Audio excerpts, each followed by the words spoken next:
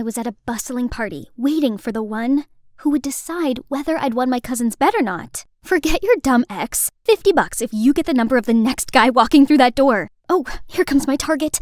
I hurriedly approached him, but stumbled and we're kissing.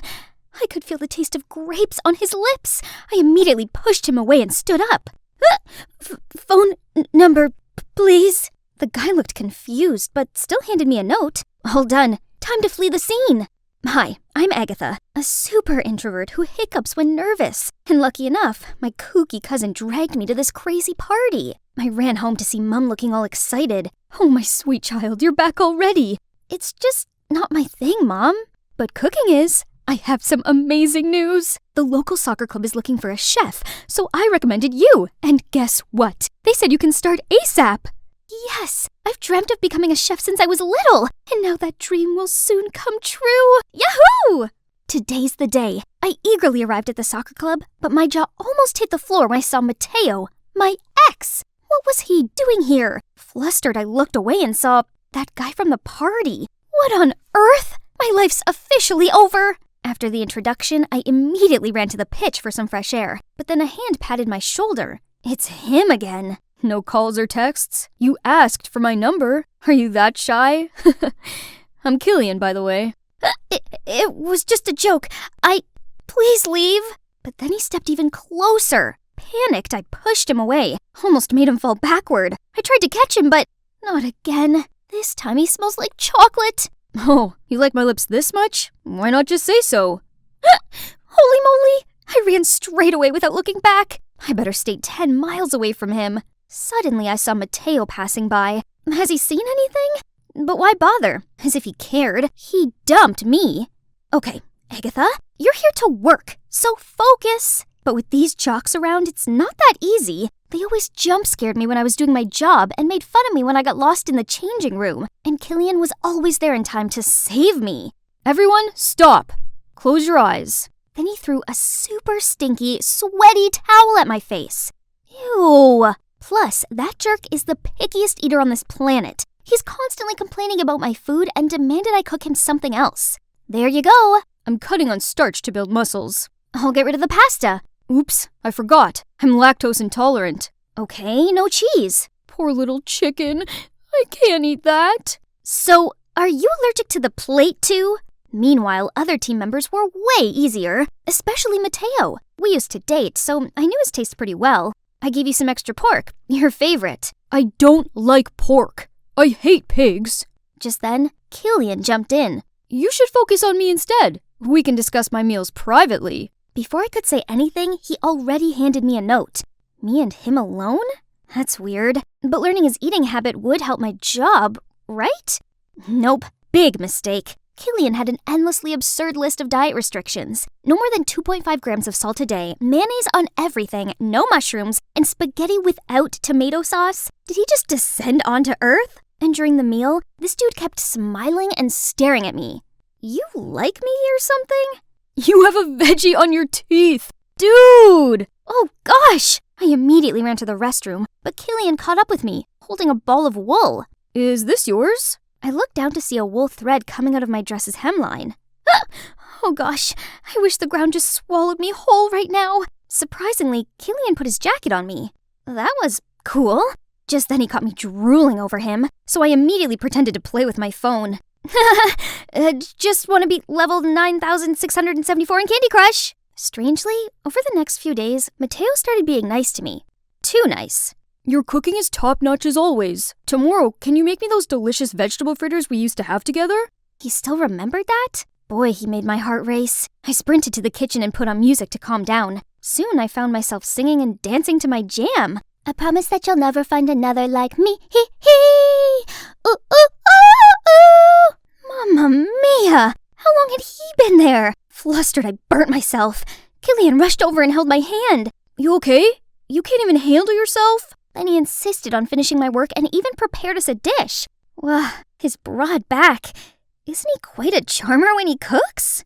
We talked a lot, and turns out we share a ton of things in common. Beneath his teasing, he's actually gentle, caring, and a good listener. I suddenly realized that I had stopped hiccuping since ages. One afternoon, while giving out water, I saw Killian. Oh wow, it's like the sunshine drew a halo around him and his exquisite face. Wait a minute, why was I smiling? Suddenly, a fancy-looking girl came over. Killian, why didn't you reply to my messages? You left me hanging all night. Look, I have dark circles now. That's on you. I went to leave, but out of nowhere, Mateo pulled me into a corner. Why were you so close to him? He's only messing with me. Huh?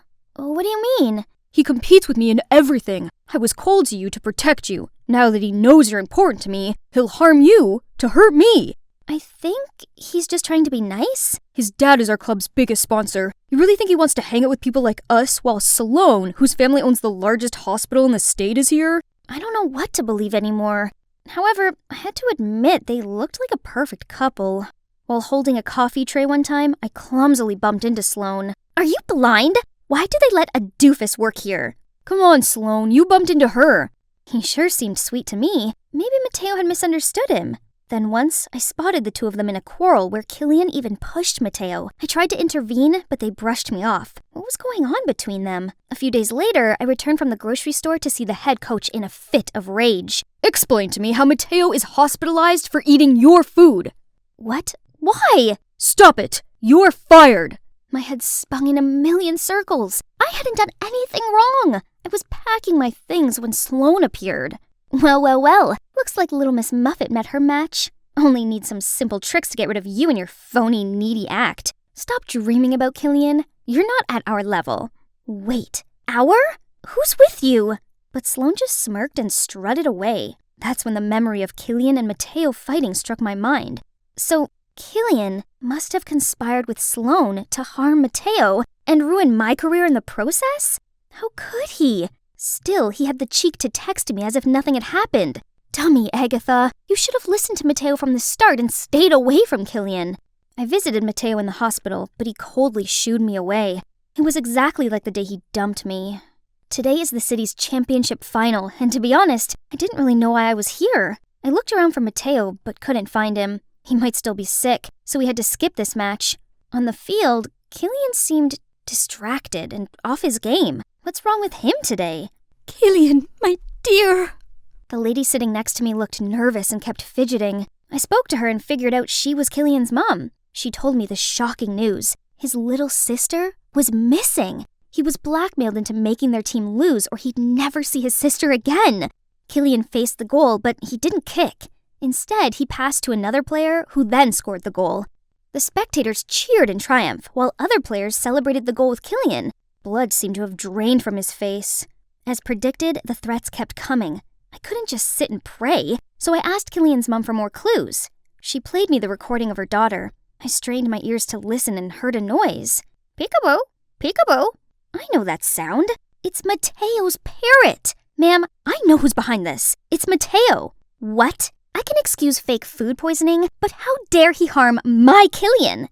Say it again, Sloan. He asked me to fake the medical paper, and I figured it would also kick you out, so I agreed. But what about Killian's sister? That was nothing to do with me, I swear. We rushed to Mateo's house. It took him forever to open the door. Mateo, are you okay now? I have thought a lot about us, and realized how important you are to me, and I don't want to lose you again. Mateo, could you? Oh, please, look at yourself. I just dated you for fun. You truly think I like you? And no more pork for me, please. Do you seriously think I'd want you back after the despicable things you did to me and Killian?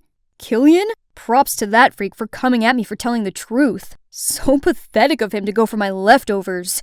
It's you, dummy. Then he blurted out how he cooked up this entire scheme to ruin Killian's career out of the jealousy which was triggered when he visited him in the hospital and told him not to worry about missing the match as they've had a new strategy to cover his absence and the team would perform well anyway. I'm not a pawn that can easily be kicked out. You wish.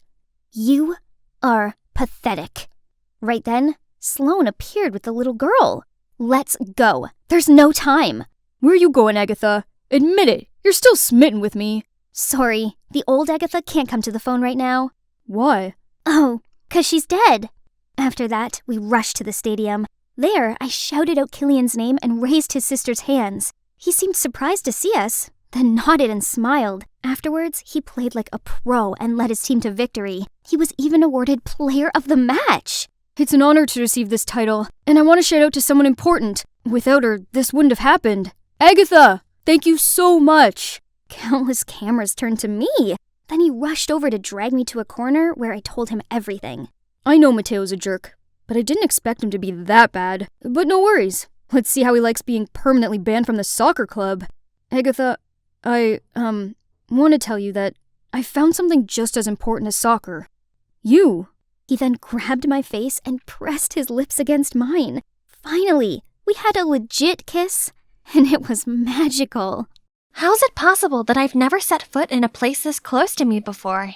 It's kind of dark and eerie. If only it was covered in flowers, then it'd totally be a Disney castle. Oh, someone's here. I went to say hi, but she didn't seem very welcoming. Stay away from this spooky place before it sucks the life out of you, young girl. So that means you're not working here anymore? The maid just shook her head before she hurried off. Here comes my chance! Hey guys, Jocasta here. And this Dracula-esque castle is none other than Mr. Joseph Williams. Are you wondering who that is? I'm curious too. All I know about him is that he's my parents' creditor, and I'm here to ask him to extend the deadline for their debt. But as one of his mates just quit, I could work here to pay off the debt instead, right? Hello, I'm Jocasta, your new maid. No answer. Should I just come in? If anything, the master should blame the old maid for leaving the gates open. So I had to find my own way inside. Hello? I'm the new maid. Master, are you here? No? Not here. Not here either. Is he still sleeping at this hour? Oh, there he is. Huh? He's not old and gray like I thought he'd be. I introduced myself, then he returned to his painting, and coldly said, Work off your debt? Fine. Let's see how long you'll last. Just keep in mind, don't ever make me angry. Oh, master, you're worrying over nothing. I wouldn't even care about you. But turns out he wasn't worrying over nothing. He's actually infuriatingly difficult. The curtains must remain drawn during nighttime. There must be absolutely no noise at all, and his bedroom is strictly forbidden.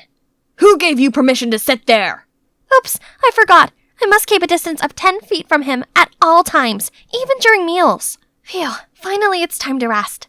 Though I've been working here for a couple of days, I'm still not used to Master Joseph's ridiculous rules. Huh? What's that staring at me? Ah! Rat! There's a rat! Help! What on earth are you shrieking about at this hour? You dare to disturb my sleep? Master, save me! There it is! It's coming! He stood bravely like a warrior, ready to fight the beast. Look at his broad shoulders, his hair, his chiseled face, and his every movement is so smooth. That hideous rat was finally running scared. What a relief! You're making a fuss over nothing. Move to another room tomorrow. This one is too shabby. Looking closely, my fastidious master looks kinda handsome, doesn't he? Well, living here isn't so bad now that I've got the hang of his rules. Bring me a cup of tea. Yes, master. Here you go. Pass it to me. Huh? Are we off social distancing now? I excitedly handed him the cup of tea, but he missed it and tea spilled all over him. Clumsy dummy! Can't you look at what you're doing? I hurriedly wiped the stain on his clothes and apologized profusely, but he roared again. Stop! How dare you come this close to me? Get out! Jeez, his temperament changed like the seasons. Hot, cold. Whatever. I'll just go home then. Indeed, no place like home. Oh, how comfy. I told Judy, my bestie, about my week working in the castle. Interested? Wanna come with me someday? No chance. Haven't you seen anything unusual there? Then Judy said rumor had it that a mad scientist once lived there, and werewolves too, as horrible howls could be heard during a full moon. You have to be careful. There's a reason why no one goes there. Oh no, it's today. Wolves howling under the moon? Never mind, Judy is just being childish. Who still believes in such fiction? Definitely not me. So, ta-da! I'm back again. Honestly, I need this job. I can't let him fire me, even if I have to cling to his leg and beg, but where is he? Should I opened the door to see him lying there, surrounded by dull paintings, while tools scattered everywhere. What happened? I tried lifting him, nudged him. Still, he wouldn't come around. Then suddenly, his eyes opened. Hey, the 10-foot rule doesn't apply because that was an emergency. Have you eaten anything since yesterday? As I thought, if you still want to kick me out now, you'll have nothing to eat. After that incident, Joseph seemed more at ease. He stopped threatening me with his rules and just let me ramble on. One time, when I was napping on the couch after cleaning, he even put a blanket on me. I haven't slept yet, dear master. Then one day, a middle-aged woman appeared at the gate. She introduced herself as Joseph's mom and gifted him a beautiful bird. But she didn't come inside and just sarcastically said, "Oh, my son's got a new maid again? This weird boy. So sorry for you, poor girl." I brought the bird to Joseph, excitedly told him that his mom just dropped by. "Look what lovely present she got you." "Lovely? That woman's just mocking me. I'm stuck in this place like a bird in a cage." "I think it's a thoughtful gift. You seem to like painting birds." "Stop prying. This is none of your business." "Okay, I'm sorry. But it's your own choice to isolate yourself from the outside world. Come with me. I have something special to show you." Oh, this place is still as gorgeous as the first time I came here. Looks like Joseph is mesmerized too. See? The world is beautiful. You just need to look. We were walking along the blooming flower path. Then suddenly, "He's coming! The wolf! Wolf!" Then all the gardeners immediately scrammed in panic. "What have I done to you, you morons? Beautiful, you say?" Then Joseph stormed off. I tried to catch him, but ouch! I tripped over a rock. Oh, it hurts! It frickin' hurts! Then let me apply the antiseptic cream.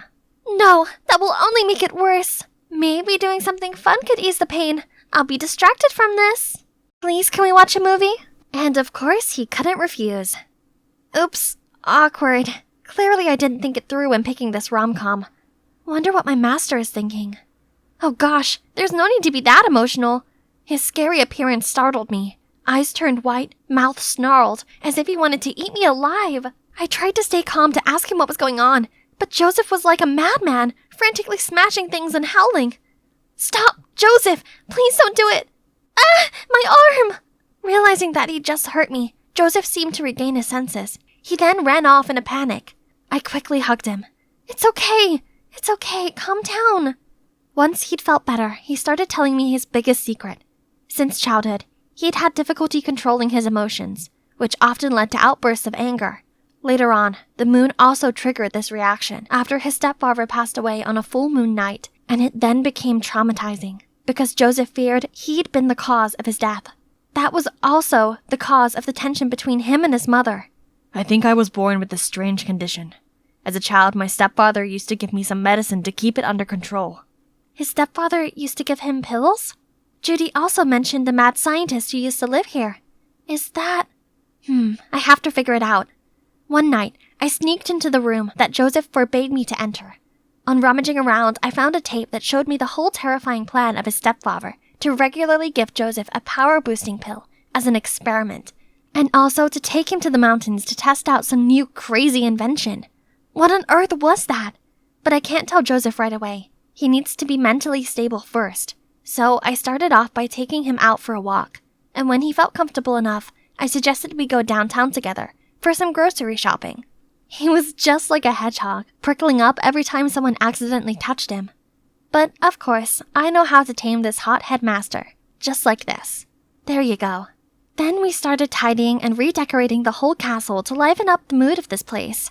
When we got to the last room, his stepfather's, he seemed a bit hesitant. It's been so long. This room also needs cleaning, else the furniture may become damaged. Do you know anything about your stepfather's videos? How do you know? Then Joseph searched for a memory card, then gave it to me. I was so scared that I hid it and never dared look at it. I wanted to destroy it once, but on second thought, it contains the last images of my stepdad, so I've always kept it here. Huh? This wasn't what I meant. So there's another video apart from the ones I saw. This may shed light on everything. If you don't mind, can I watch that video? I'm quite curious. From that day, we never spoke of the videos again. Instead, we went for walks, cooked, and meditated together. And today's schedule is this art exhibition.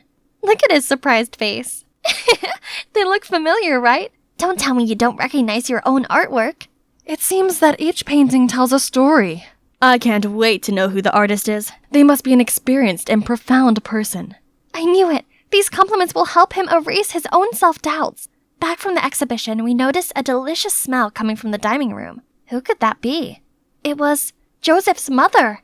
Joseph seemed surprised by his mom's presence, but I wasn't, because I was the director behind the scene. In fact, I secretly asked her to organize that exhibition. Watching the video cleared everything up. On that moonlit night, the mad scientist took Joseph to the mountains to test the effects of a super power-boosting concoction. But when he saw Joseph reacting abnormally, he panicked and ran away, so the accident happened. It wasn't Joseph's fault. He was, in fact, a victim. I told Joseph's mom the truth beforehand, which led to this touching reconciliation. Now that things were clear as day, they have untied the knot in their hearts. His mother decided to move here to help him overcome his trauma of the moon with me. Oh, he also told me about the time he dropped a teacup on purpose as an excuse to push me away, so that I'd be safe. How sweet and caring he is. Oh shoot, who left this curtain open? I hurried over to close it, when suddenly a hand gently touched mine. Before you came, I really never thought I'd ever have the courage to face moonlight. But Jocasta, with you by my side now, anything feels possible. I arrived home in really good spirits after an exciting training session, and my mood took an instant nosedive to see my devious cousin Caitlin holding my diary. Oh wow, so your crush is Leo, the swimming club captain, huh? Give me it back. I wonder if the whole school knows yet. Don't worry, your devoted cousin is here to help. Thanks a lot, but I'll do it myself. Stop poking your big nose in my business. Hey, first, your nose is much bigger than mine. And second, about Leo, whatever. He'll be mine soon. Tit for tat. Payback for stealing my boyfriend. How ridiculous. And so not true. She should blame herself for having terrible taste in men instead. No thanks. I didn't want a player like him either. Hi, I'm Megan, the leader of the school scout club. I'm friendly, fun, and love going on adventures, just like my explorer dad. So of course, girls like Caitlin don't scare me. From day one of my dear cousin moving in with us, it was clear we were never going to get on. I love to run around the garden and learn interesting survival tricks with my dad, while Caitlin can't even stand a speck of dirt. Oh my god! Billions of germs are attacking me! Get me sanitizer! Now! And it didn't help at all that Caitlin's jerk of a boyfriend asked me out right after breaking up with her. Despite my clear disinterest in him, she blamed me. That's when we were officially like Cardi B and Nicki Minaj and the prank wars began. She drew on my face in permanent marker while I slept, stuck gum in my hair, and once she even tried to shave my eyebrows. But who am I, huh?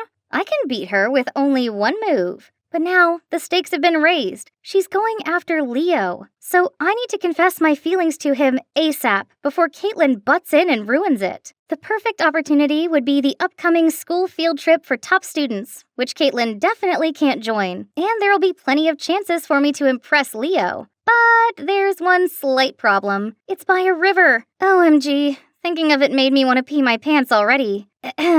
I have thalassophobia, which is an intense fear of large bodies of water. Of course, I keep this a secret because no one will take me seriously as a scout leader if they find out about this. However, this is a once-in-a-lifetime deal, and no way can I just sit at home while Caitlin digs her claws into Leo. So, I signed up for the trip, and set up a master plan for it.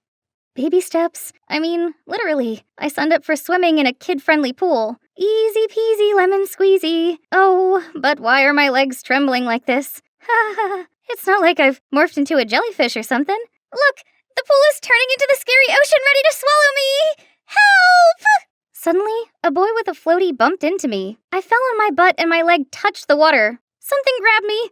Loch Ness Monster! It's eating me alive! Just then, a kid popped up and started laughing at me. It's okay, Megan. Happy thoughts. Think happy thoughts. Ah, this is much better.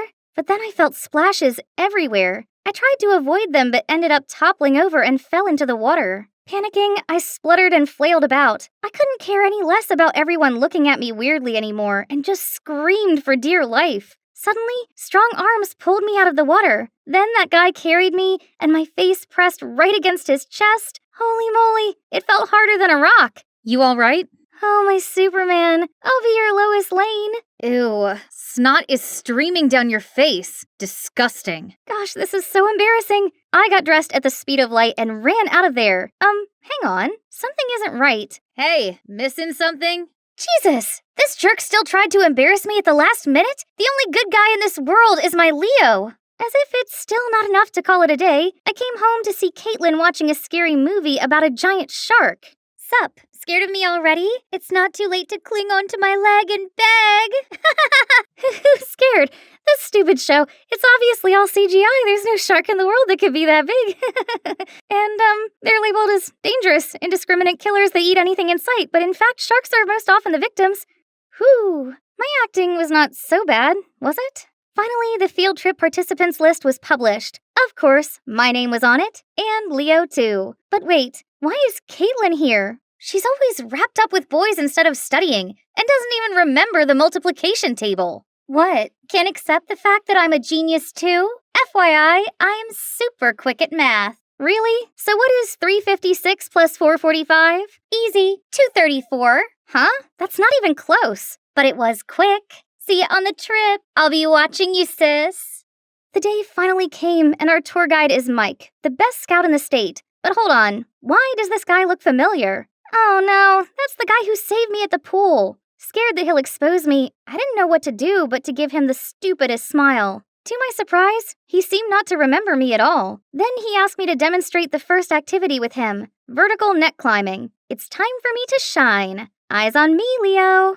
Gosh, this guy climbed like a monkey, but don't expect me to accept a loss. I was enjoying the victory when Caitlin approached me. Everyone knows that muscle power is only to make up for a tiny brain.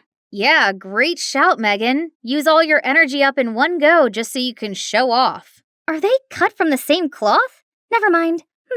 Leo's looking at me. His eyes are so dreamy. That was even more powerful than 10 cans of monster drinks. Nature hunt, monkey bridge, Tarzan rope, all these challenges didn't make me break into a sweat, and Leo even came to praise me. That's incredible, Megan. How can you do that? Oh, Leo, I only had an apple for breakfast, so now I'm having hypoglycemia or something. I'm so dizzy.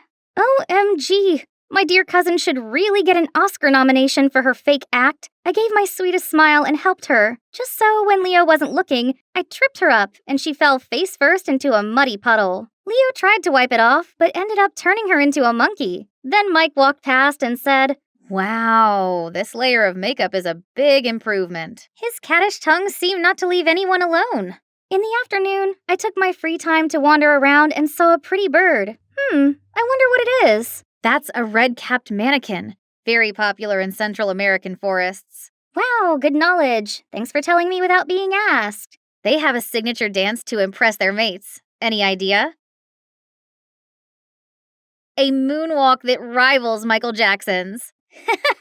Wait, what? Why did I laugh so hard? He might be funny, but he's still a jerk. The last activity of the day was using rocks to make fire, and I was paired with Leo. Thank you, universe. I squidged up close to him and offered him a mint. He happily took it, but then suddenly turned red and started choking. I leaped into action and hit him hard on his back, making the mint fly out. Leo immediately took my hand.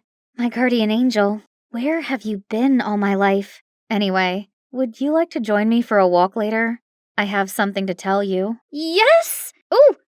Sure. Where do you want to go? The riverbank. Romantic, right? River? I'll die there. But so what? This is my chance. If I die, I'll die under the title of Leo's girlfriend. Totally worth it. I arrived to see Leo already waiting. His skin was glistening beneath the setting sunlight. He was like my very own Edward Cullen, but it didn't make me any less scared. Oh, you're here. You look pale. Are you sick? Oh, no. No, I'm fine. Great. Let's get on the boat to enjoy the view. I closed my eyes tightly and squeezed Leo's hand. Then Leo kept talking, but I couldn't hear anything until... Megan, I've admired you for so long. Will you be my girlfriend? I turned into the ripest tomato, but managed to blurt out, I'd love to. Gotcha! Gosh, why is Caitlin here? I was still in shock when Leo jumped out of the boat and high-fived Caitlin? Then they kissed? Surprise! Now you know how it feels to have your dream guy stolen away. No! Please, I can't stand it. The water is scaring me. Just enjoy the view, Megan. Where's that fierce girl gone? Your mom told me that you have thalassophobia, but I didn't expect it to be so real. Don't worry, I'll show this to the whole school so they'll come rescue you. Good luck, cousin. Leo and Caitlin walked off holding hands. I stayed as still as I could in the unsteady boat. The world was spinning around me, but I couldn't do anything but cry. Time went by like a decade had passed. Then I felt a pat on my shoulder. Mike stretched out his hand, then swooped me up in his arms and carried me to the lawn nearby. But how did you find me? I saw the video Caitlin just posted, then immediately went to look for you along the riverbank. Is that so? How embarrassing. He kept silent for a while, then said, You might not know this, but I used to be freaked out by heights. My acrophobia is better now, but still. No way! You nailed the climbing challenge earlier. If you want to overcome your fear, then you have to find a way to face it. Be courageous. Don't let it become a weakness for others to laugh at. Then he gave me the sweetest smile, and right at that moment, he looked kinda different to me, more attractive. That night, I shut myself away in my tent while the others gathered around the bonfire. I wasn't ready to face anyone just yet, and my mind was too restless to sleep. The next morning came the boat race. When I arrived, all judging eyes were on me. I was nervous, but soon plucked up my courage and spoke out. Hi, everyone. I'm Megan, and I have thalassophobia. So, I can't complete this challenge. I'm embarrassed. Not about my phobia, but about letting myself live in fear of it. I love being a scout leader with all my heart, so I'll try to beat this. Fear is not your enemy, it is your motivation. Then I walked off to cheering and clapping. Back at the tent, I saw Mike waiting for me. That's the spirit. You're really brave and have the qualities of a true adventurer. Even when you're not in the game, you've already won the special prize in my heart. Everything went smoothly after the field trip. Even Caitlin stopped bothering me. She must be busy being lovey-dovey with her new love. Until one day, I saw her arrive home sobbing. What happened? That jerk Leo, he cheated on me with 3 girls at the same time. Excuse me? Why is my life so miserable? I know I can never outsmart you or be as brave, as confident as you, but do I not deserve at least one nice thing? I didn't know Caitlin had this self-deprecating side. Suddenly, I felt sorry for her. She is my cousin after all. Don't cry. I'll help you teach him a lesson. Really? Megan, I'm sorry for letting my jealousy turn me into a monster. Are we good? The next day at school, we stepped into the hallway and heard a horrified scream.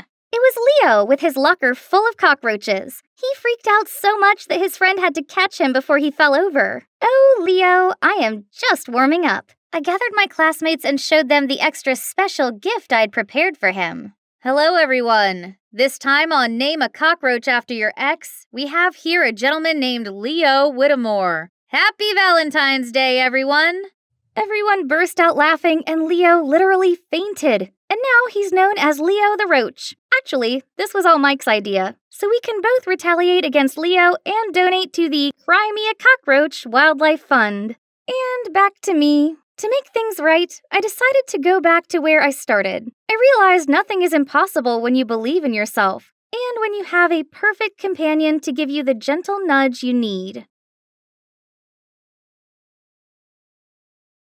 It's the country's fair day today, or as I like to call it, my winning day. See that huge plushie over there? It's about to become mine. Ready, set, and yes! Bullseye! I excitedly took the bear when it suddenly got yanked away by this crazy bull. Hey, I won that bear fair and square. But I saw it first. Now hand it over, Hobbit. Hobbit? I yanked the bear from him, but it ended up ripping in half. His girlfriend burst into tears, and now I'm like a red rag to him. He rushed towards me, and before I could even think straight, my fist took over. How many times have I told you, Angie? A girl doesn't just raise her fist and cause trouble like that. It was self-defense. He was gonna hit me, Mom. I'm done with this. Like father, like daughter. Why are you even bringing him up? He left us years ago, so let him stay out of our lives. Even thinking about him made my blood boil. I turned to the window, avoiding the look I knew my mom was giving me. When we got home, we found the door open. Something wasn't right. I quickly ran into the house and saw black shadows standing in our living room. Who are you people? What are you doing in my house?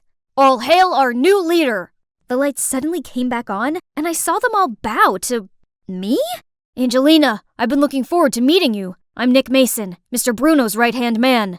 My dad sent you here? From this day on, you will become our new leader of the X organization, on his behalf.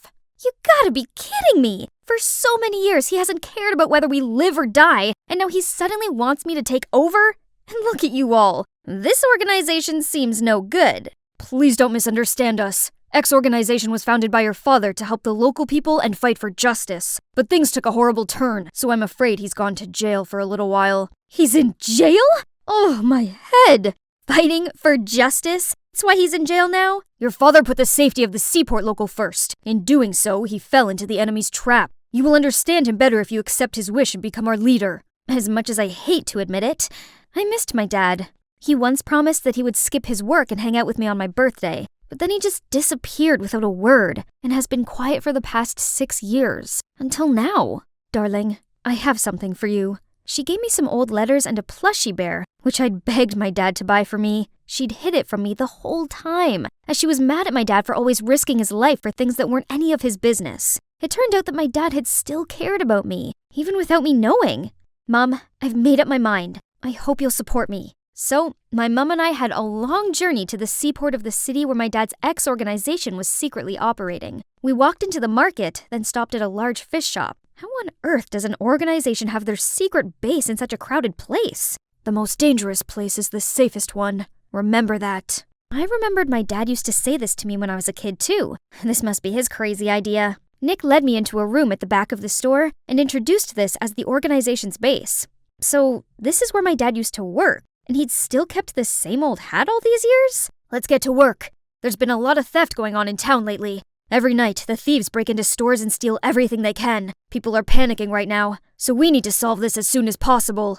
Isn't this the police's responsibility? If they were capable, we wouldn't have to get involved. That's why your father maintains this organization. Now you need to settle in a bit. I've arranged your accommodation and enrolled you in a local school. Remember, your identity is top secret. For the next few days, at 5 a.m. every morning, Uncle Nick got me up and took me to the port to tell me more about the thieves. However, he just joined the fish auction the whole morning instead of actually doing anything serious. So, I went somewhere else and pretended to talk to the fishmongers about the burglaries in town. At that moment, a guy in a cap that covered his face bumped into me. Hey dude, nice bracelet, but ever taught to apologize? Hey, take it easy. You're making a scene.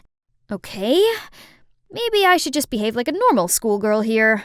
Having to get up so early in the morning to go to the port also made me too exhausted to study anything. One morning I was falling asleep at my usual place when some noise woke me up. A group of gangsters was teasing a boy? Dude, I'm trying to catch some shut-eye over here. Shut up, loser. Uh-oh, they were messing with the wrong person. I grabbed a nearby mop and made some fancy moves that took them all down, then dragged the flabbergasted nerd out of there. He wasn't calm enough to run for his life. This little guy is Killian. Ever since that day, he kept following me and wouldn't shut up about how strong I was, saying things like, I could never imagine a small person like you having such crazy strength. Or, they all pick on me, but you, Angel, don't. Then, let's be friends.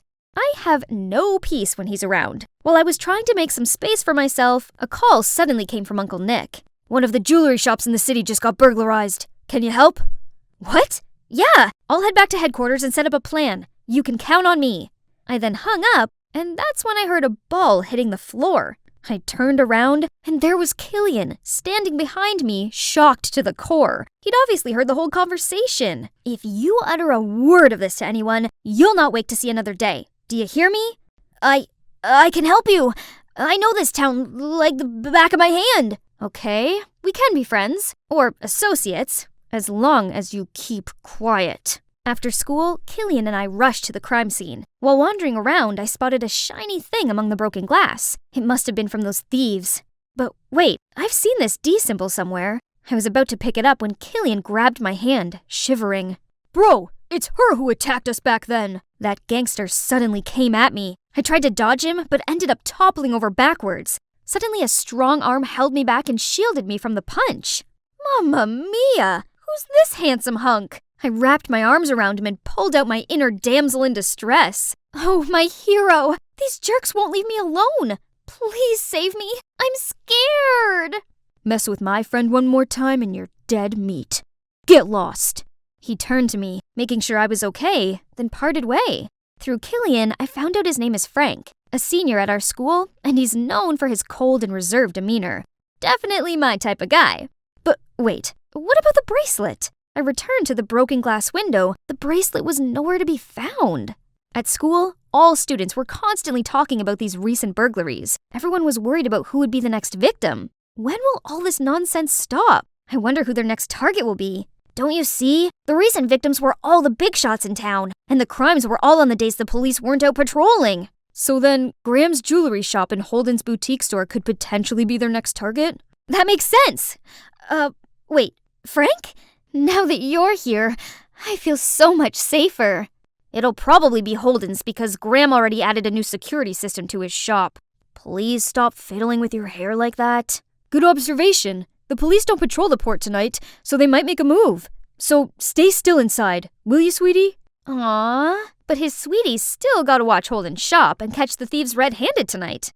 An hour had already passed, but nothing had happened. Right at that moment, Nick received a phone call that Graham's shop had just been robbed. The thieves broke the security system and everything had been taken. Nick snapped at me for acting impulsively without having any clear evidence. But this felt so sketchy though. Holden's store was way more vulnerable. It's like they knew we were waiting to ambush them here. A few days later, while I was patrolling around the shopping street, Killian informed me that there was a suspicious masked man sneaking around the pearl shop. I immediately dashed there, right at the moment he was breaking the lock. In the blink of an eye, I kicked him, knocking him to the ground. Angelina! Holy crickets, are you okay?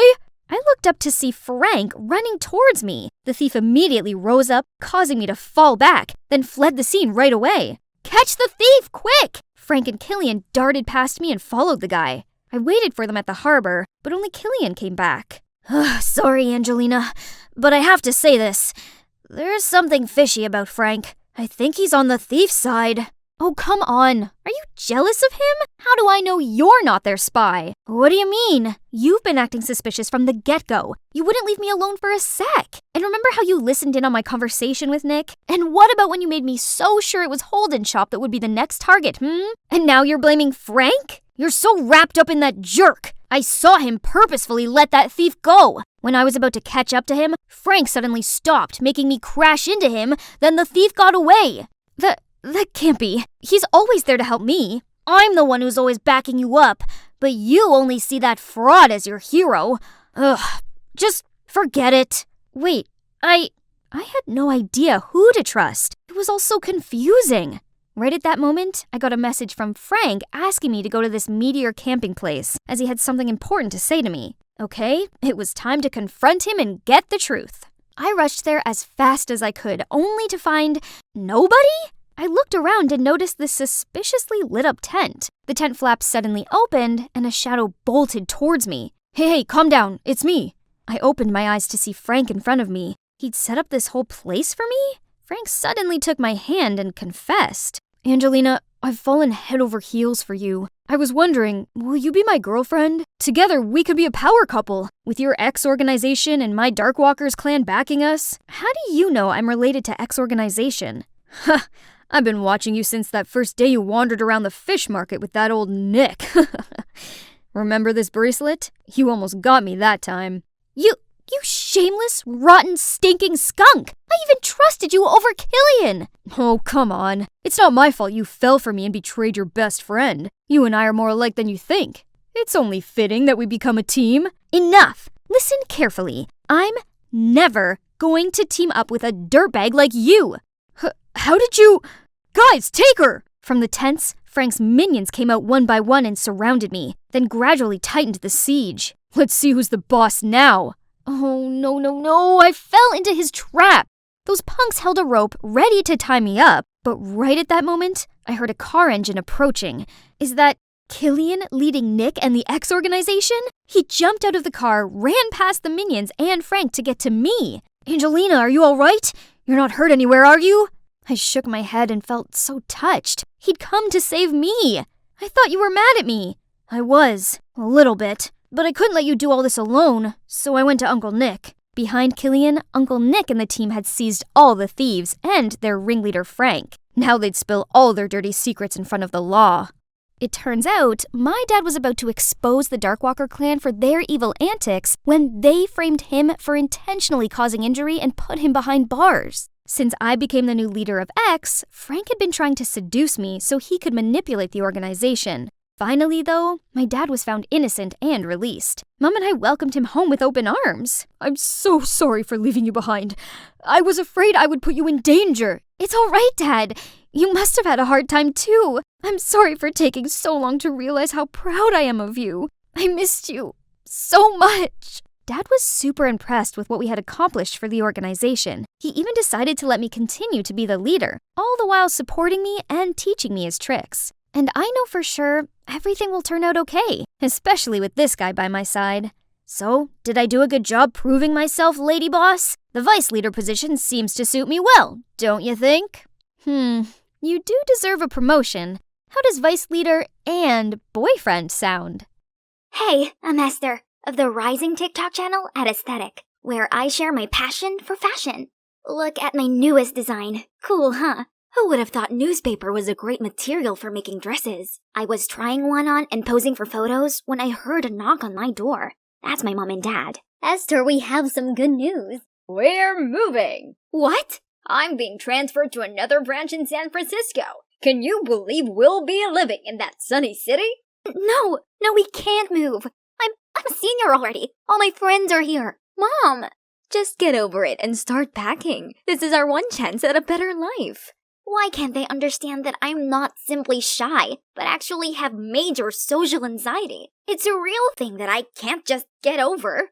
That's also why my 2 million TikTok followers still haven't seen my face yet. I could barely handle the stress from across the screen, never mind being alone in a brand new school full of strangers. Oh gosh, this place must be twice as big as my old school. It's gonna take forever to find the bathroom.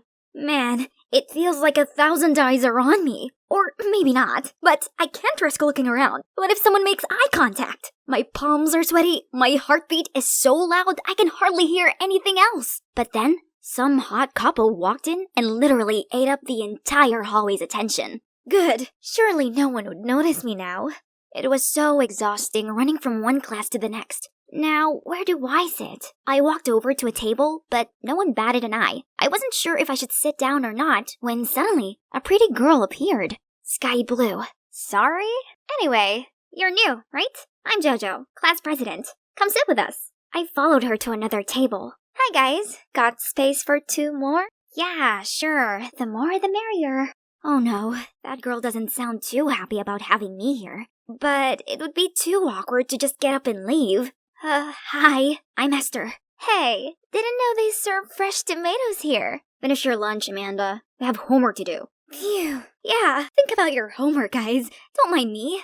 I got to know the school layout a bit better, so the next day wasn't as hard. Until I saw some girl waving at me. She looked like JoJo, but her eyes weren't blue. Must be her twin sister or a doppelganger waving at someone behind me. You really just got ghosted in real life? And you call yourself class president? I flinched. So that actually was the class president from yesterday?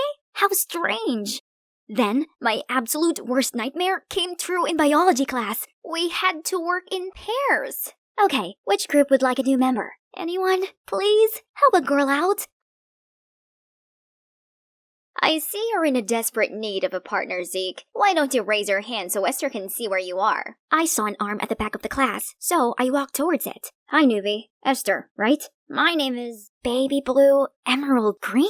Hey, do my eyes look funny to you, new girl? Jeez, I didn't mean to upset him, so I ended up explaining that I'd had issues with eye contact since I was little, so my mom made me pay attention to strangers' eye colors to make it seem like I looked them in the eye. She even asked me what color their eyes were afterwards to make sure I did what she asked. Well, even though I did, that trick never actually helped me get over my social anxiety. In fact, I usually only notice other people's eye color, not their names or how the rest of their faces look. You're weird, but I believe you. I don't like interacting with other humans either. They tend to pick on me because of my eyes.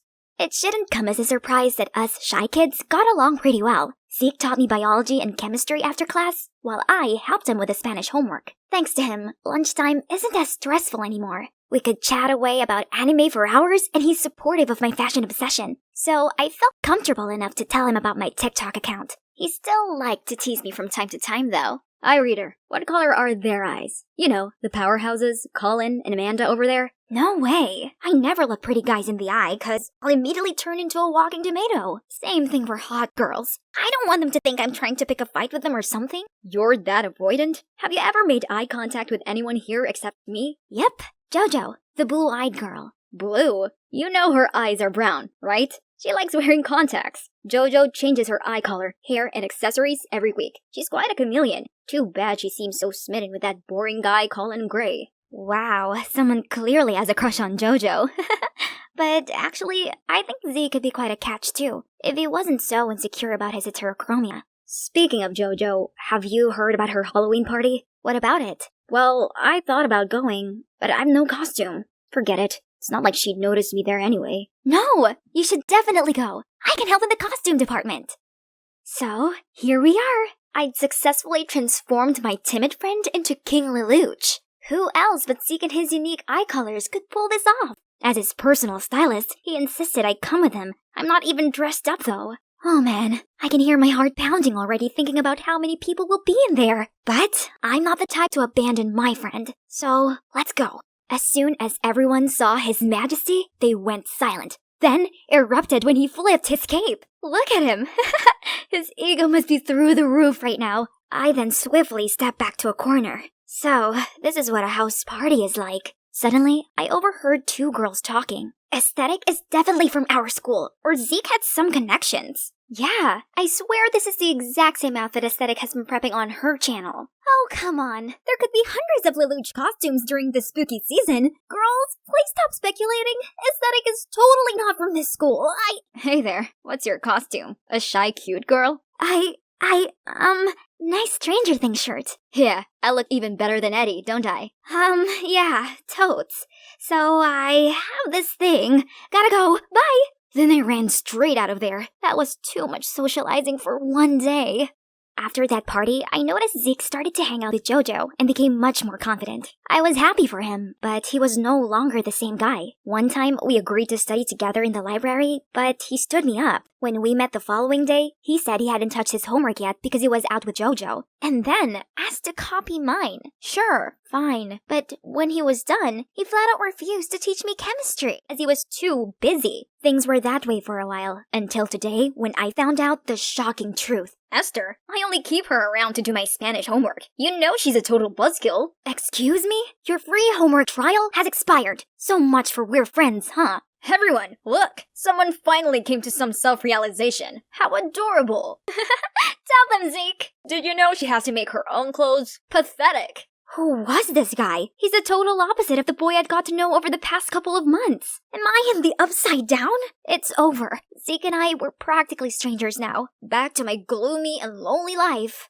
Annoyingly, I saw Zeke again that day, this time on the school paper. This smug jerk gave an interview on the now famous Lelouch look. However, in that article, JoJo claimed to be Aesthetic, the creator behind that costume, while Zeke backed up her entire story. What in the world? And JoJo even showed some of the sketches that I shared on my account. I was furious and went to confront JoJo, but somehow she didn't seem to be fazed at all.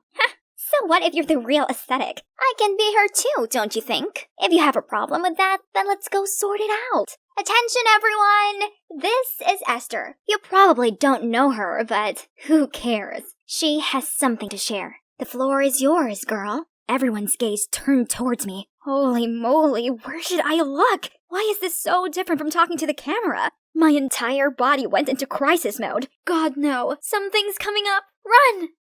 Although I calmed myself down, I couldn't face anyone right now. This is the worst day of my life. Suddenly, someone tapped my shoulder. Amanda?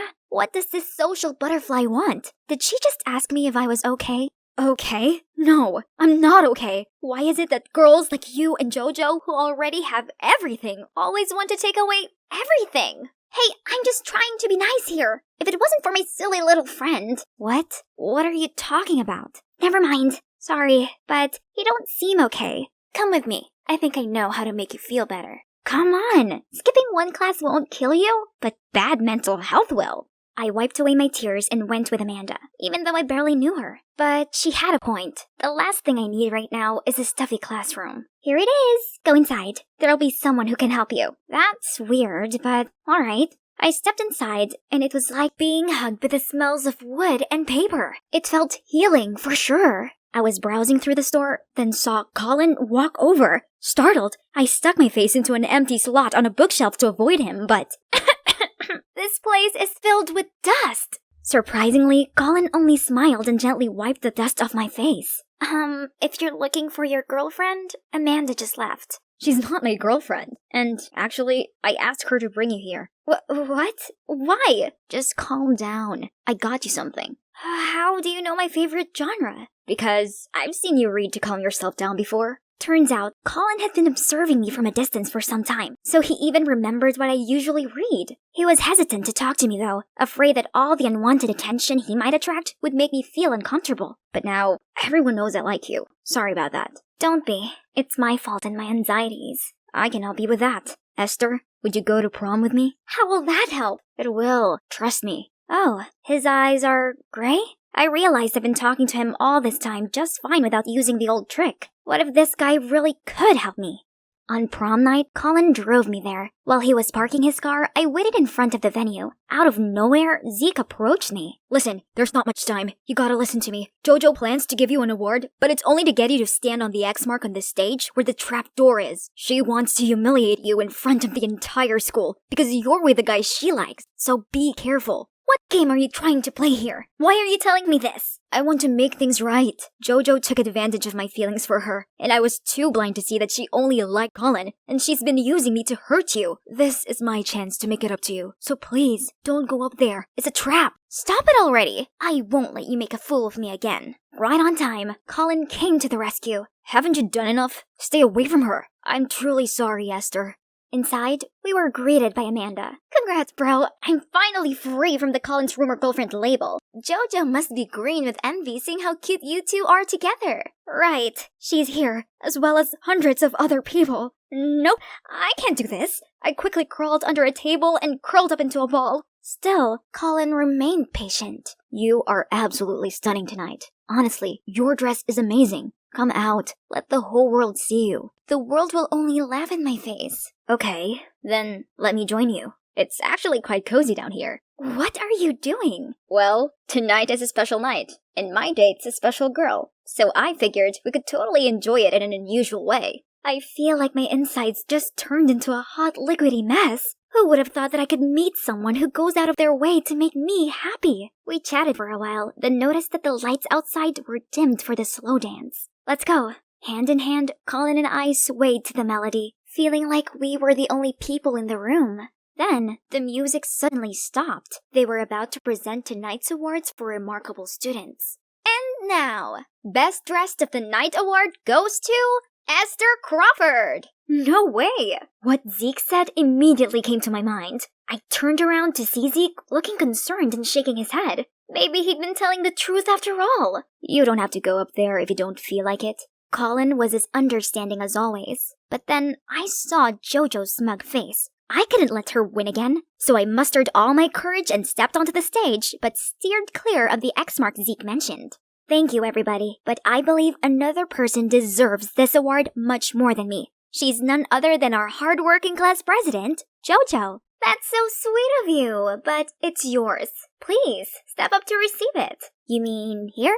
No, one step forward. Here? Jojo became impatient and rushed towards me. No, you have to stand here!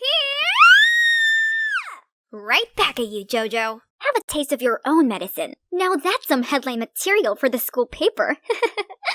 So, today is the day. My long overdue face reveal. This is such a beautiful dress, right guys? If you're wondering who this strange girl is, hi, I'm Esther, and I'm the person behind @aesthetic. This dress right here, it's what I wore to senior prom. Settle in, I'm doing a face reveal and storytime video today.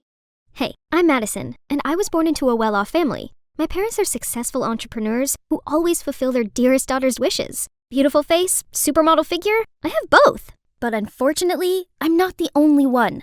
I have a limelight-hogging twin sister, Olivia.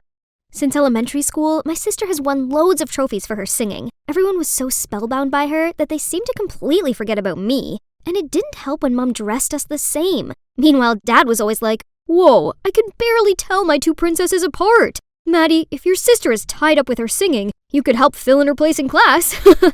Ugh, it's not funny at all. Especially when that kind of came true. Later at 14, when I was still trying to figure out what today's homework was, my sister went and won The Voice Kids. At school, everyone kept giving me gifts and praises just to walk off on me as soon as they realized I wasn't Olivia. Hey, it's not like I intentionally tricked them. Trust me, I'm just as sick and tired of all this as everyone else, so I decided to take action. Ta-da! Did you recognize me? Still Madison here. The one-of-a-kind Madison with pixie hair, smoky eyes, nude lipstick, and this edgy outfit. I look different, right? But... Oh, are you cosplaying Olivia in her upcoming MV? Madison, you're ruining your sister's image. I tried to be different from her, but it couldn't change the fact that I'm the twin sister of a famous singer. There's so many things I wanted to do, but just imagine if I tried out for the cheerleading team or a modeling contest. People would be, look at the tragic Olivia wannabe. The name Olivia gradually became something that haunted me, and now she's constantly gaining in fame while I remain in her shadow.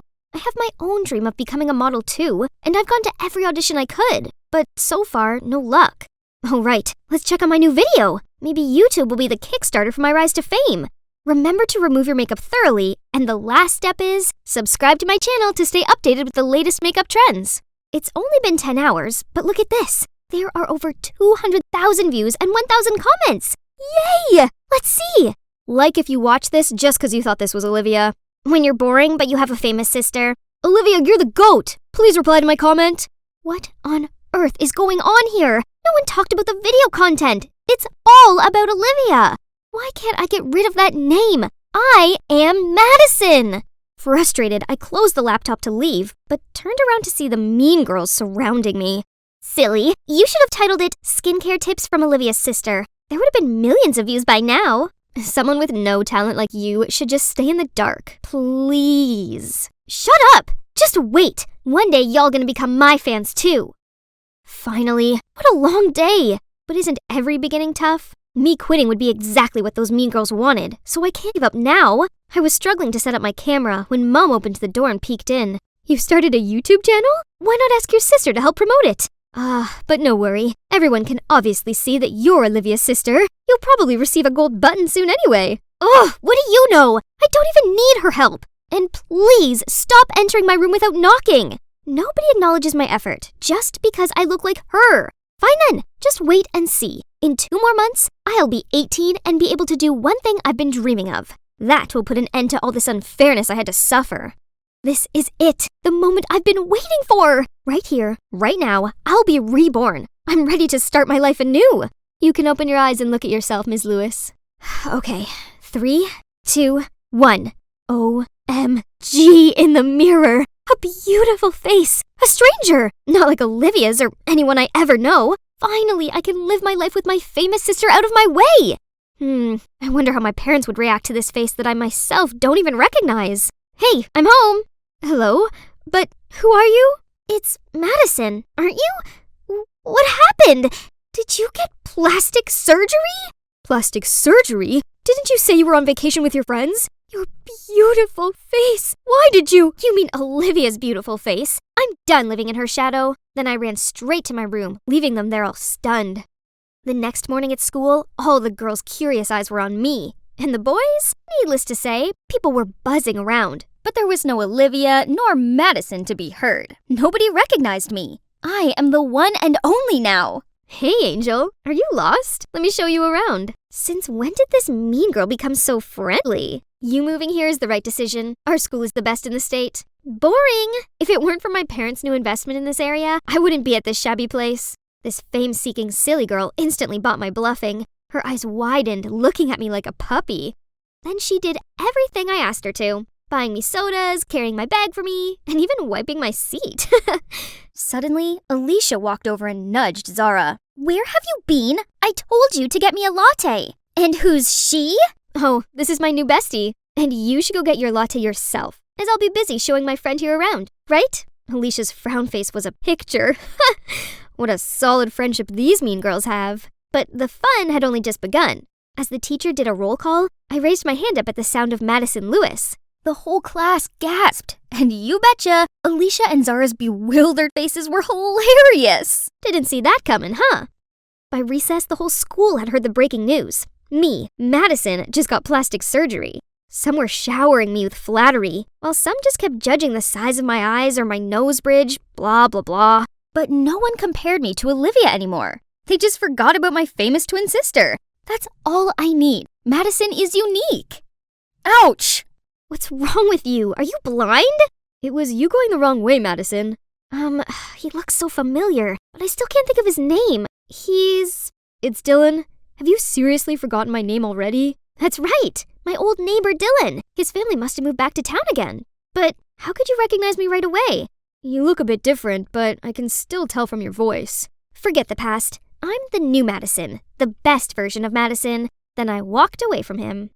Now I'm finally free to do whatever I want without being compared to Olivia. I easily got that cheerleading captain title. From this spot, I can see all the impressed spectators and Zara's look of fury. She was the former captain who got dethroned by me. Then I went on and won the school beauty contest too. Alicia's boyfriend, Sid, even dumped her to chase after me. Who's the loser now, girl? But of course, a jerk like him didn't interest me, so I bluntly rejected him in front of everyone. One afternoon while I was going home, Sid jumped out of nowhere and blocked my way. Babe, girls are lining up to date me, but I picked you. Be my girl and you'll see. Come on, just one dinner. Let go of me! Suddenly, a big-looking guy rushed in, scared Sid off, and then offered to take me home. He introduced himself as Isaac, and turns out we were in the same chemistry class. Oh God, how come I never noticed this handsome boy? Probably chemistry had sucked the life out of me every time I entered that lab room, but it's okay. We can rebuild our chemistry here now. After that day, we texted each other all of the time, and a week later, we became an item. Fast, yes, but when you know, you know. Isaac took care of me during workouts, waited in the salon for hours, and even kept me updated with fashion trends. He's just perfect. But one time, when we walked hand in hand at the mall, I caught sight of Dylan's cold face. I suddenly felt awkward and tried to avoid his gaze. Strange, but why bother? Isaac and I were too busy discussing our upcoming plans anyway. I finally released my second video, and no one mentioned Olivia. But Gigi, Bella, Lily, Maymac? Now they're seeing me like those hot girls? Ridiculous! And talk kept coming about how I look like other stars. Maybe she brought their photos and asked the surgeon to copy them, but no way can replica compete with the original. Still, isn't it better to resemble your own sibling than being some stranger's copycat? So, did I really look like a carbon copy of someone else? Again? I rushed to Isaac. He's the only one I can trust. Just a little, babe. But if you don't like it, there's always a way. So I continued to undergo many other surgeries to find the perfect, unique Madison. Isaac was always there to encourage me. He was the one who suggested what part I should fix next. Sharper jawline, thinner nose, fuller lips. He has an eye for this, right? Seems like your eyes still need some fixing. I'll take you there next week. More? I know Isaac only wanted the best for me, but after pouring my fortune on endless plastic surgeries, I was completely broke, and no way would my parents agree to lend me some. Why not ask Isaac, you wonder? I can't do that. I'm not a gold digger. The surgery appointment was coming up, but I still couldn't gather enough money. What to do? What's wrong? Fighting with your guy? Desperate to offload, I blurted out my problem. So, could you help me out? I'll pay you back as soon as possible. I don't know why you think you need all this surgery. If Isaac really loved you, no way would he make you do this. Let me knock some sense into this dude. Dylan seemed so mad. I tried to pull his hand, but to no avail. Thank goodness someone blocked him. That's Olivia. I don't know what she said, but Dylan calmed down and went inside. Then Olivia walked towards me. You're already so pretty, Madison. Don't mind what others say. You guys don't know me at all. I'd rather be weirdly ugly than be pretty, but look the same as someone else. I don't want to be a copy of anyone. Then I stormed off immediately. Waking up after a restless night, I was reaching my phone to call Isaac, then saw an envelope of money on the nightstand. Is this from Olivia? Why did she... Never mind. No time to think, else I'm gonna be late for my appointment. Look, my face has healed just in time for my graduation ceremony. Pretty, huh? But I haven't been able to bring myself to be happy at all, as it's been over a month since Isaac ghosted me. After the eye surgery that day, Isaac insisted I have my nose fixed too. I said I needed more time to recover, but he got annoyed and just left. I've been looking forward to this graduation, which is compulsory for everyone, so he won't be able to avoid me anymore. My parents came too, but probably for Olivia, and today's spotlight is definitely hers. Suddenly, the crowd surrounding my sister gravitated to something else. Hang on, Isaac? Oh my God. Standing next to him is a girl who looks exactly like me! And her dress is identical to the one Isaac once gave me. I rushed over to confront him, but he flung me away. Wow, how buzzing! Both the real deal and the knockoff are here. Can you even tell them apart, Isaac? Stop saying nonsense. My princess is the one and only. Hey, you really do look a lot like me. Who are you? So after countless surgeries, I was still a doppelganger? All I want is just to be myself, to be unique. Why is it so hard? I felt rage filling up my body. I ran to the restroom to calm myself down, but it didn't help because I overheard the truth.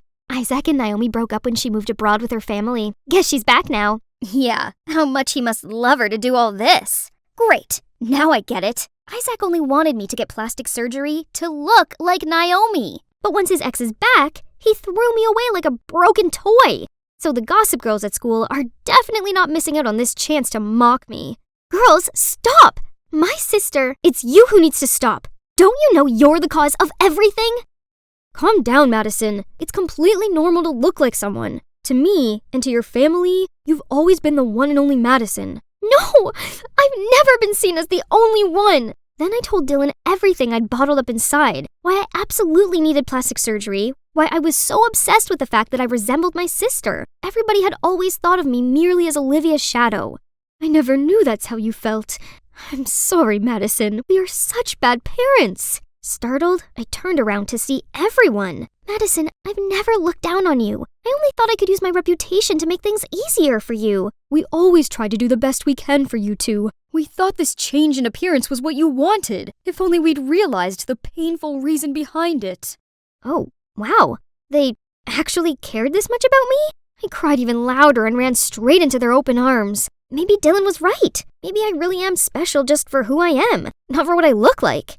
The next day, I went to school to clear out my locker. High school is over. Now I can shake off all the bad memories I had here. Let's start things anew. Oh, finally found you. Naomi, right? I'm so sorry. I didn't mean to copy you. I didn't know. It's all right. I know it wasn't your fault. I swear I had no idea Isaac was that much of a jerk. I immediately dumped him and exposed him online. How could he think us girls are just replaceable items? He even had the cheek to cry and beg me, but men like him don't ever deserve to be near us. I thought you'd be angry with me. For what? Madison, I'm truly sorry for what you had to go through, but everything has a bright side to it, don't you think? What do you think about having another twin sister? My dream of becoming a star on a runway has finally come true, but the most amazing thing was finding a companion with the same passion as me, who's none other than my new identical twin, Naomi. Bet no one can tell us apart. Miss Madison Lewis, would you go on a date with me after this? Oh, but I'm Naomi. Don't ever think you can fool me, Madison. You've always been different in my eyes. The bell had already rung, but here I was, still stuck in chemistry class. Mr. Evans won't stop droning on about the big test coming up. Abigail, you do know what a bond is, right? That's easy. My dad goes on about them all the time. U.S. Treasuries, Japan bonds. They are financial bonds. We're talking about chemical bonds, for Christ's sake. Close enough. Don't you think I deserve a grade increase? Enough. Go and meet your homeroom now. This is unacceptable. Jeez, his bad mood must have been contagious for adults, as Miss Garcia was also in a foul mood. So, Abigail, I will organize a meeting with your dad. My dad? No, he'll go mad and take away my credit card. This seriously cannot go on anymore. Your grades are in a downward spiral. I promise I'll actually study this time. Please, let me prove it by acing my next test. Your next test. Let's see. That appears to be your chemistry final in 2 weeks' time. That's perfect! I need time to process all the knowledge I've been learning anyway. And, phew, crisis averted. Now, where's Norma? I need some retail therapy with my bestie. So I have 2 weeks to work this out. I mean, you can probably cram in quite a bit within that time. No, Norma! I have to figure out what I need to buy before my dad locks the card. Right then, a nearby waiter suddenly tripped and spilled orange juice onto Norma and her newly brought Chanel bag. Oh no! But to my surprise, she just smiled and dismissed the waiter. What was that, Norma? What's got into you? Love, I guess? It's still early days, but I'm in love, Abby. Isn't the world so dreamy and beautiful? You are kinda happy? Hold up. Mrs. Garcia is single. If I found someone special, then she'd be too distracted to call in my dad for the meeting. Yeah, I guess. Or, you could actually study. Don't be ridiculous. Mr. Evans is single too. 2 birds, 1 stone. So the next morning, I joined Mr. Evans' chemistry club to spy on him. Wanna hear a joke? What do you think 0 says to 8? Nice belt! Hey girl, can I be the photon to your electron and take you to an excited state? Please, somebody save me already. Yo, Callum, you're late to the party. We're having a blast over here. Are you coming home with me or Mrs. Garcia today? Miss Garcia? Hi, Hank. My mom's staying late at school today, so...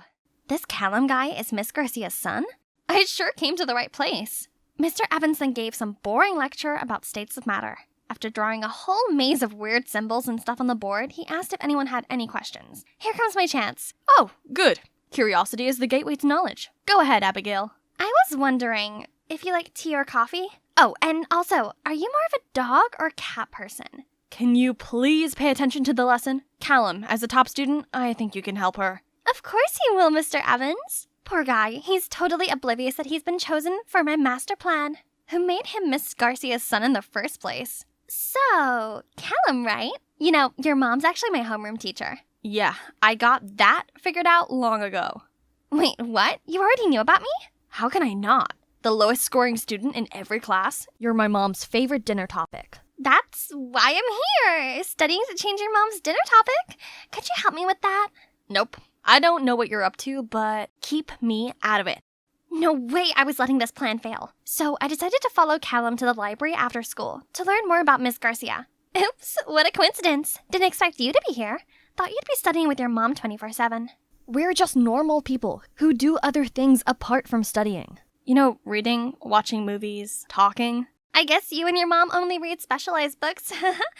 Quite the opposite, actually. We both enjoy Victor Hugo. What about you? Since when were you suddenly interested in chemistry? Me? Why not? I've always had the biggest passion for chemistry. The way all the substances interact with each other is mind-blowing. Chemical bonds, you know? If you're that interested, then yeah, I'll make you a master of chemistry. But first, you may want to try reading your book the correct way. Did he just say he'd help me with chemistry? Why does my gut instinct tell me trouble is on the way? I came home with Callum's precious piece of information about his mom and forged the cheesiest love letter, well, on behalf of Mr. Evans, of course, and made sure to hand-deliver it. Who knew someone as strict as Miss Garcia had a soft spot for Victor Hugo romance novels? From my hiding spot, I saw Callum open the door and get the letter. Okay, first bird down. The next morning, I was excited to peek into the teacher's room to check on Miss Garcia. But why is the principal here? And in his hand is the love letter. Ye who suffer because ye love, love yet more. To die of love is to live in it. From David. David Evans? Sorry, Mr. Bryce. That's actually my, literature assignment. Wrong address. How in the caramel fudge did this letter end up here? Callum obviously got the letter. I decided to sneak the letter directly into Miss Garcia's bag afterward. Better safe than sorry. In the following days, I needed to send Mr. Evans the other love letter too. Only Callum was a little too determined to turn me into a chemistry master. He made sure I got the notes imprinted in my brain, questioned me on the topics like an FBI agent interrogating a hard case, and even had his eyes fixed on me every time I carried out the experiments. I got no time left for my plan. You know what I've come to find out? You're actually not that bad at studying. Just need some more attention. As if I care. When will he leave me alone so I can take the other bird down? Right then, Mr. Evans suddenly called Callum to the discussion room next door. Gotta go. You can finish the oxidation. Remember to measure carefully and not take your eyes off of it for a second. Don't sweat it. I've got this. As soon as he left, I sneaked into Mr. Evans' room and put the letter in his bag. But when I was about to leave, something caught my eye. A picture of young Mr. Evans. Yikes! Did too much studying and no loving make his hair leave him for good? He has a lot of books in here. Some of them are by Victor Hugo! Ha! Seems Mr. Evan and Miss Garcia are made for each other. Oh, sugar! The experiment! I ran back to the lab and poured all the substances in, but it was weird. What did I tell you? All the time spent on this experiment, just to see it burn. Oh, wait. What is this purplish substance? Mauve! We've accidentally created mauve instead! You're so brilliant, Abby! Didn't really know what was going on, but are those my cheeks I can feel blushing? What's gotten into me? Didn't know you two are progressing that fast. Maybe keep it down a notch in public. Seeing Hank made us both turn cherry red and jolt apart. It was just a joke, but somehow my heart was flipping. After the incident, Callum didn't seem so annoyed with me anymore. Instead, he was kinda caring. He would patiently explain things I didn't understand and clean up after our experiments. Talk about having great chemistry together. Literally. The 2-week mark soon arrived, but strangely all the questions were not hard at all. I know all of the answers. They're all on topics I covered with Callum. Later that day, I was walking when Callum zoomed over to me. Mr. Evans said you passed the test. I knew you could do it. Abby, if you'd like, do you want to go out for a movie? Abby, shocking news! I just saw Mr. Evans and Miss Garcia holding hands in the school garden. Things are progressing! Norma and I both turned into excited dolphins when Callum's happy expression fell. What are you talking about? My mom with whom? Mr. Evans, you should thank Abby. It was her plan to get your mom a new boyfriend. The plan? Is that what you call it? Passion for chemistry? So what? It worked, didn't it? This isn't gonna happen. No way. What's your problem? Why don't you want your mom to be happy? Talk about selfish. Callum couldn't answer and huffed off. He's been ignoring me ever since. And me? I decided to find a new lab partner. Well, if Hank would quit getting in the way. Why did he always poke his nose in? I gave Hank a dirty look, but he just pushed Callum toward me. You two are welcome. Ugh, what gives? Callum couldn't even meet my eye. I felt kind of bad for Callum. I guess no one wants to see their parent dating their chemistry teacher, right? Why bother anyway? I should be happy because the plan has worked out. What's up with Callum? Why is he acting as if someone burglarized his house or something? Actually, Callum's dad walked out on them a couple of years back. Since then, he swore to never let anyone hurt his mom again. That's why he's so against your matchmaking plan. That explains a lot, but wait, how did you know about the matchmaking plan? Hank started to sweat bullets while Norma constantly winked at him. Hey, are you guys hiding something from me? Don't tell me. No, we're not dating. We're... You said it yourself, idiot. That makes sense. The next morning, Miss Garcia suddenly got sick, and this Miss Flowers came in to cover. Different from our strict homeroom, Miss Flowers didn't teach much and seems pretty chill with whatever we do in class. Great, huh? Yeah, it would be if she didn't keep on flirting with Mr. Evans. Mr. Evans didn't look comfortable with Miss Flowers at all. She was obviously trying so hard to win him over. Poor Miss Garcia. She looked so happy with Mr. Evans before. My master plan can't have been for nothing. I gotta do something. So I handcrafted a reminder love letter on behalf of Miss Garcia again. That was sure to make Mr. Evans' heart give off butterfly flutters.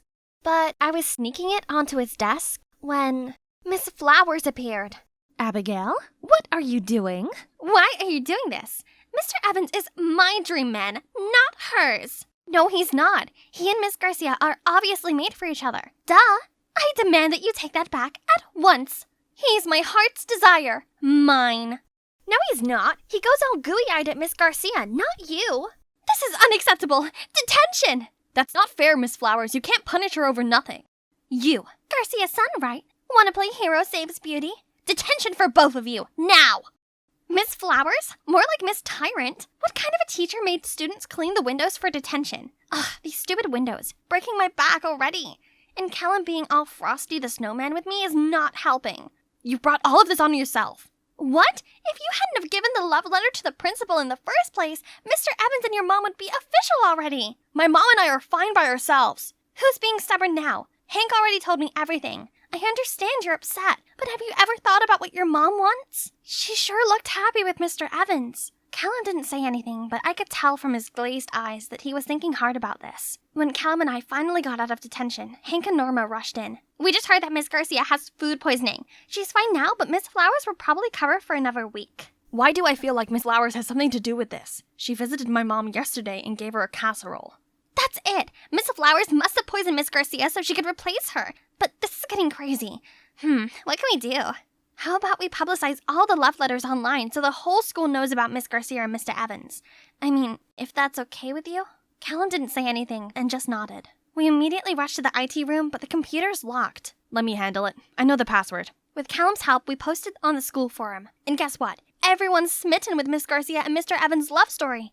Cute, huh? We then left to visit Miss Garcia, but Miss Flowers appeared in front of us. What do you all think you're doing? Making a fuss on the school forum? I bravely stepped up to face her. You've seen it. Mr. Evans and Miss Garcia belong together. You should just give up on him already. Is that so? You know what? Mr. Evans actually wanted me to meet him for a private talk tonight. And as for your homeroom teacher, guess what? That position will be mine full time. I'm afraid you've got it all mixed up, Miss Flowers.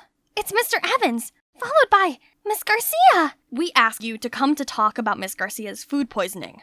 That's right. Earlier today you visited me, asking me if I was ready to come back to class tomorrow. You were very kind and even brought me homemade food. Little did I know that this was a deliberate attempt for you to make me sick. Luckily, Mr. Evans dropped by just in time to get me to the ER. And now you're talking about taking my place? No way! But the students clearly love me more anyway. They hate you because you always make them study. Just then, everyone started booing her. Miss Garcia is strict, but at least she's serious with teaching and always makes sure we study. You don't teach us anything. That's right! And we all know about Miss Garcia and Mr. Evans already. You're just being a third wheel. No! This can't be true! David, tell these kids that our love is as bright as the sun and that we're soulmates. I know you love me. Tell them! David, tell them you love me! Tell them! Unfortunately, my heart has always belonged to Miss Garcia. I was nervous about sharing my feelings with her, but fate brought us together, and now I couldn't be happier. Miss Flower's whole expression wilted. Ha! She burst into hysterical tears and ran off. Mom, are you okay? I'm sorry I wasn't there.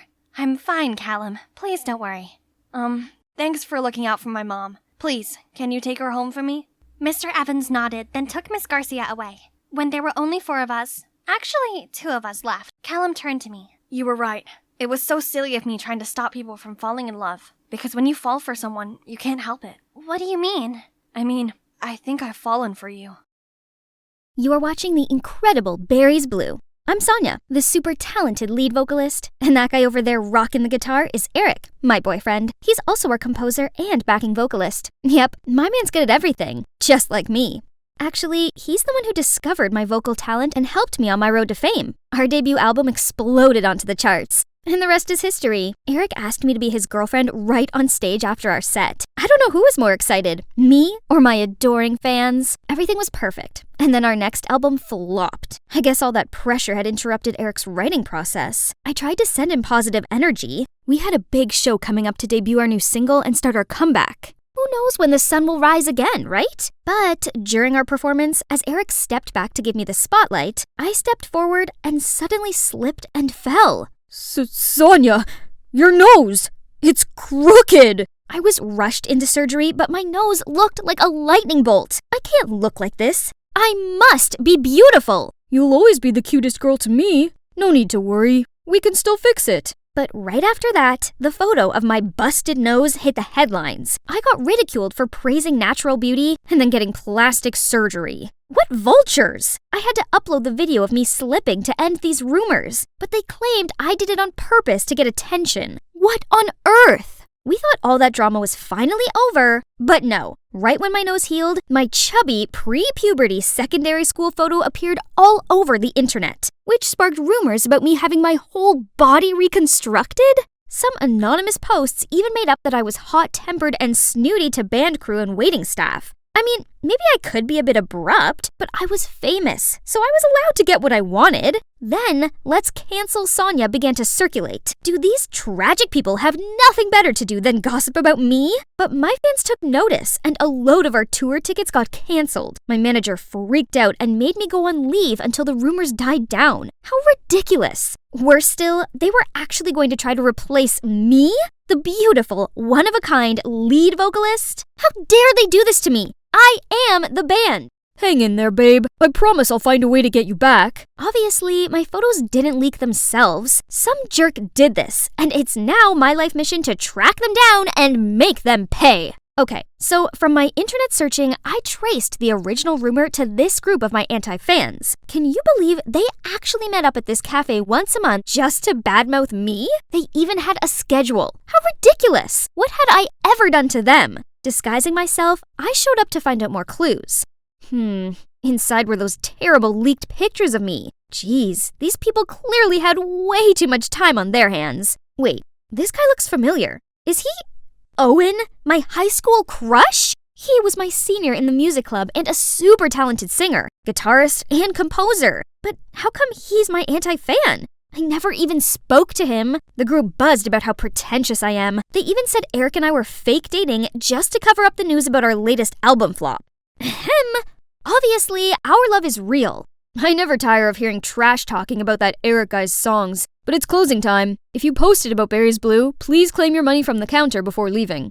What? Owen actually paid them to slander my band? Why was he so intent on ruining my career? Did he have a personal vendetta against me? I just had to find my own way to figure all this out. Making myself one of them should do it. I immediately called to apply for the job. And I got it. Showtime! It's important to look the part, so I dressed up as this innocent-looking girl for my first shift. Thanks to the magic of makeup, even I could hardly recognize myself. Call me Summer from now on. After the introduction, Owen immediately gave me tons of work. I had to do the heavy lifting and stinky, dirty work. I was a pampered star, not a grunt. Ugh, he's such an exploitive boss. I must have been crazy to have ever crushed on him. In the evening, the anti-fan group showed up again, followed by a familiar face. It's Rena? Owen's little sister. Back in high school, she was quite arrogant. It seemed like nothing had changed. Did you know that Sonia was such a weirdo in high school? Now that she's famous, she's acting like she's above everyone else. Stop right there, carrot hair. What's your name? I'm Summer? So, Summer, here we've got a special requirement for every newbie. You have to pass the anti-fan test. Tell us, what do you think's the most irritating thing about Sonia? Ugh, now I have to defame myself? Actually, I was Sonia's childhood friend. Well, just a neighbor. She was the worst kid in the neighborhood. What did Sonia look like when she was young? And how was her personality? She was chubby and cruel to other kids. She threw bugs at them and never shared her toys. Take notes, guys. Remember to cite the source as Sonia's close neighbor. You can get some bonus, too, for contributing useful information like this. Was Rena also involved in this, along with her brother? When Rena left, the other anti-fans, Caleb, Violet, and June, still didn't leave, but turned to the stage and started tuning the instruments? What? They'd composed a whole song to mock me, not only about my surgery rumors, but also that I was a vain, hot-tempered, competitive, talentless, disrespectful, and never used my abundant money to help others. Their music was good, but the insolence killed their skills. I'm curious, why do people hate Sonia that much? She's rude and her music sucks. Yeah, her natural voice is good, but it doesn't have any emotions. She probably doesn't know anything about love, and doesn't have any friends either. Those comments from the anti-fans got me thinking. I suppose I do find it hard to open up to people, and I can be a bit hot-headed sometimes, but am I really that unlikable? Not the nose again, please! Huh? Owen? First you break the cups, now you're wasting sugar. Sugar? Seriously? Aren't you even going to ask if I'm hurt? If I leave here with just a scratch, this place will be finished, you know. This place was fine until you showed up. At least, Summer, you should learn how to apologize and thank. Suddenly, the anti-fan's words echoed in my head. As Summer, Owen still saw how much of a diva I was. That means, as Sonia, I must have been so despicable. I'm sorry. I should have thanked you for helping me. That's okay. I'm glad you're not hurt. Don't forget Rena's reward at the counter. Take it before you go. Why do you have to pay others to badmouth Sonia? I'm only going along with all this for my sister, but it brings more customers in, so whatever. So the person behind this is Rena? I don't think so. Someone must be pulling her strings. But who? I don't know. Why are you so concerned, Summer? I was just curious. I used to think badly about Owen, but beneath his cold front, he's kind of sweet and caring. Just like years ago. I was trying to escape the rain and bumped into him. He saved me from falling. Didn't care how sweaty I was, and even gave me his umbrella. But in front of my crush, I was too shy and embarrassed to say anything and hurried off. Since then, I didn't feel so uncomfortable hearing the anti-fans slate me and our band's decline. It was almost all true anyway. At least this way, I could learn from my past mistakes and become a way better person. Flowers grow in the strangest of places, right? Yeah, these anti-fans actually became my friends. Playing with them was way more fun than with the berries somehow. Okay guys, you need to share your music with the world. So, I signed up our budding band for a local music competition. Well, what? But we're not professionals. Do you really think we can win? Who cares? I always wanted to perform on a big stage. But what are we gonna play? Use one of my songs if you want. I hear the payout is pretty good. Ooh, I love your songs! We practiced together every night, and everyone was so focused on this, they didn't post bad rumors about me anymore. Owen is truly a genius. Listening to him playing his intros always gave me goosebumps. And so, the image of a cute, talented Owen reappeared in my mind. Oh no, wake up, Sonia, you already have a boyfriend! Eric? Speaking of Eric, he's been ignoring all of my calls. I get it, he's busy rehearsing for the show, but didn't he promise to find a way to bring me back? Oh, I see. You're too busy playing bands to post anything. We have a show this weekend. You started this, didn't you, Summer? I knew you were trouble from the beginning. Get out of here. I'm on her side. Are you gonna kick me out too? Don't you see I'm doing this for you? Did you forget that Eric stole your songs and used them for his debut album? Rena, don't you think I already know what you're up to? You and that Eric guy are seeing each other, right? Doesn't he want you to spread rumors so he can replace Sonia, his current girlfriend? He says if I succeed, her place in the band will be mine. An affair is one thing, but he can't help you shine with that tuneless music. That's why I need your songs. Owen, just give me a few and everything will go smoothly. At that moment, it all became clear. The only album that made a name for the Berries was actually stolen. And worse still, the person behind my plummeting career was my own boyfriend. That jerk Eric craves fame and would never let himself get caught up in a love triangle scandal. You know how important public opinion is to him. He's using you, and as soon as you give him what he wants, he'll drop you without a thought. I'm not that easily replaceable. What do you mean, Summer? I'm sorry for lying about who I really am, but not everything is fake. I wish you could feel it. Pass my words to him. I'm out. And you, Rena? That jerk doesn't deserve any of our love or trust. Even if I didn't want to go back to being the famous Sonia, I couldn't continue to be the carefree Summer either. I didn't realize they were there. They must have heard everything. You're Sonia? Not Summer? All this time? You lied to us! I'm sorry. I didn't mean to hurt you or trick you. Your words made me want to change myself for the better, and your music taught and inspired me a lot. Caleb, Violet, June, I just want to be friends with you. Who wants to be your friend, you liar? I may have found out the truth about myself and Eric, but now I've lost my career, my friends, my boss, everything. I made such a mess of everything, and I didn't know how to fix it. I don't deserve to be Sonia, or even Summer. It must be a delivery guy. I barely had the energy to get up and open the door. Standing in front of me was... Owen? Did he come all the way here just to see me? Sonia, I've been thinking a lot about your band and Eric, and I realized that this isn't your fault. You can't let Eric win. You're too talented for that. If you show everyone your true self, I just know they'll love you. Actually, there's one thing I want to confess to you. I used to have a crush on you in high school, but you probably didn't even know I existed. Really? That's so dumb. What do you mean? Actually, at that time I liked you too. You were so cute and shy with that beautiful voice, but when I came closer to talk to you, you just ran away. If I had been more confident and braver, maybe we could have become something different. What about now? I mean, do you still want to sing my song? It'll be an honor. Your song is always special. Owen pulled me to the competition and tenderly strapped the bass on for me. Going out there without the rest of the band seemed terrifying, but we couldn't give up. Owen was about to lead me on stage when Rena rushed over to us and grabbed my arm. Sonia, I messed up. It's true that Eric was using me, and I had been so blind to trust him that much. I've corrected the misinformation about you. I was hugging her when the rest of the anti-fans appeared. I apologized to them how I was now a better version of myself because of them. Turns out we really like Summer, so we forgive you. Now we're ready to rock the night. You can't sing with them, Sonia. That song is supposed to be the theme song in our next album. Eric, it's Owen's song, not yours. And didn't Rena tell you that I no longer give a damn about your band? I did. Seems he wasn't listening. We've published your dirty plan all over the forums, so everyone can see what a jerk you are. No, you have to come with me. Tell them you made it all up. Leave her alone. I won't let you take anything from me again. My song or my girl. She's our friend now, so excuse us. We need to get on stage and perform our song.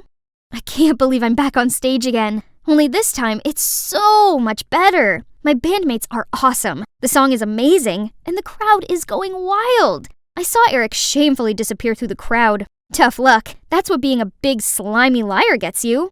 Toward the end of the song, Owen pulled me close to him and the crowd went silent. All I could hear was the beating of my heart when he gave me the best kiss ever. Augustine and I almost took down this fake Roblox plushie smuggling empire when the gang leader suddenly turned vigilant and ordered his members to armlock us. Pablo, you got it all wrong. We're here to make a business deal. You don't fool me, you sneaky little rats. Think you can catch me? I am invincible! Mwahaha! Suddenly, there was a knock on the door. Pizza's here. Please take your order. Did any of you morons order pizza? Sorry, boss. I did. I was starving. Please could I have a bite quickly before executing these snakes? Go get the door, you dumbo. You, hands over your head. Pablo then came, hide behind the door as it opened, and standing there was Jane. Hi, lunchtime. Jane then pulled up her skirt slowly, revealing her stocking. While the gang were dumbfounded, Augustine quickly restrained the gang member, while Jane slammed the door onto Pablo. And me? I stomped onto the guy's foot, elbowed him in the face, and pinned him on the ground. Phew, all hail Queen Jane. Hi, my name is Naomi, a special agent, and these are my partners, Augustine and Jane. With Augustine as leader, we three have successfully cracked the hardest cases, including this one. Augustine is such a respectable senior agent to me, while Jane is actually my annoying stepsister/partner. It's your turn to write Pablo's case report. Don't push it onto me. Why do you always try to get away with tasks? Just like how you made me do all the dishes at home all the time, too. Team, we got a new case. Amy, straight A student. Lawrence High's representative to the upcoming United Nations event. Missing since Monday. Urgent request from parents and the school to bring the subject back safely. Suspect number 1, Shirley, direct competitor for the school representative title. A mean girl in disguise. So, starting tomorrow, we'll be students at Lawrence High to investigate it. Can I join the girl posse and befriend Shirley? Nothing helps spilling the tea easier than blending in with the gossip girls. Okay, but we also got Diane, Amy's stepsister. Quiet and shy. Parents are freaking out and asking her to be watched 24/7 too. Jane, what do you think? I can approach Diane and keep an eye on her. Great. Remember, team, do not act by yourself under any circumstance. Lawrence High, I'm coming for you. On the first day of school with my excellent disguise, I confidently strode to the classroom. My mean girl covers quickly got everyone's attention, including this guy. Hey, cutie. Let me show you around, and you could show me the way to your heart. Marco, Lawrence High's jock with a notoriously long list of ex-girlfriends. Meanwhile, Augustine's also taking a good chunk of the ladies' hearts, including Shirley's, my target. So, I purposely walked past her, showcasing my $200,000 Hermes bag, and... Hey, you. Yes, take the bait, fishies. You seem to have a sensible fashion style. Want to join our group? Sure, I'm Naomi. Right then, Jane passed by. In the shy, nerdy girl covers, of course. Hold on for a second, rookie. Did you borrow your granny's dress for school? Right, Naomi? I think... Oh, this hurts my eyes too. Who, in God's name, wears pastel pink in 2023? Shirley and her entourage were cackling, while Jane gave me a hostile look and stormed off. Oh, please. She didn't have to take it so personally. She should thank me for that instead, as now she can naturally be friends with Diane too. Since then, I started hanging around with Shirley and the girls. They love gossiping, which is indeed pointless. Until the topic of Amy came up. Have guys seen Amy around at all recently? Amy? Who on earth? Amy Hayward, the one competing against you for the school's representative. Oh, that stupid contest. I couldn't care less about it, actually. Thank God it's over. I only joined it because my dad kept insisting. Shirley didn't even remember Amy, nor did she want to compete with her. And now that I've noticed, she's boisterous at times, but actually quite straightforward. My guts are telling me it's not her. So I brought up my concerns about the case at our next meeting. I'm pretty sure Shirley is clear. What? Do you even think before saying? She's our #1 suspect. Plus, from what Diane told me, she's always picking on other students. Yeah, but that doesn't mean she has ill intentions towards Amy. You need to stop judging people too quickly. Excuse me? How about you stop siding with the devils? Or you find it hard because you're one too? Enough. Let's just keep your assumptions on hold for now. We need more clues before acting on anything. Dang it. If only I got some solid evidence. Jane just always slowed down the investigation, so the next day I went to find Diane myself to ask some more questions about Amy, but Marco stopped me with, a bunch of roses? Roses are red, violets are blue, sugar is sweet, and so are you. Be my girl, will you? I was still processing this when Augustine came from afar and went straight into the roses. Oops, sorry, I had my sunglasses on. Marco looked like an erupting volcano while Shirley gave an earth-shaking squeal. Eee! Oh, that body and that grace. Oh, great Lord, please spare me. During independent reading, Marco and his army came marching toward Augustine to pick a fight. But Augustine completely ignored Marco, which infuriated him even more. Hey, you! Turn your coconut head around and have some courage to face me. Augustine calmly stood up, returned his book as if Marco was invisible, and came to ask me to have lunch with him? He pulled me out of there, leaving Marco behind, grunting like a mad pig. It feels good living student life and having the boys chasing after you. Stay away from those teenage boys for me, will you? I don't see why. Don't get your identity revealed. Don't worry, and Marco's such a kid, not my type. By the way, You want to experience a heartfelt infatuation too? Think Shirley is laying an eye on you. The look on his face is priceless. Who would have thought this charismatic agent is actually allergic to girls? During PE, I saw Shirley purposefully tripped and fell in the direction of Augustine, but ended up on the floor instead. Augustine then dashed over to me for help when Marco stopped him midway. Still holding grudges with Augustine, Marco announced a dodgeball war. Oh boy, didn't know what he got himself into. Augustine is our top agent. He dodged every single bullet aimed at him, let alone these plain red balls. In return, Augustine gave Marco one hit of a lifetime that knocked him down on the ground. Lucky for him, Diane was nearby and kind enough to give him a hand. Still, Marco gave the biggest grin when he spotted me and headed over to hand me a piece of paper. Will you go out with me? What a loser. He must have taken a new interest in you, Naomi. Rumor had it he asked Amy out, but then she went missing. Probably that poor girl couldn't handle him. Marco met up with Amy before she went missing? Uh-oh, he's our number one suspect now, not Shirley. I eagerly updated Augustine on Marco.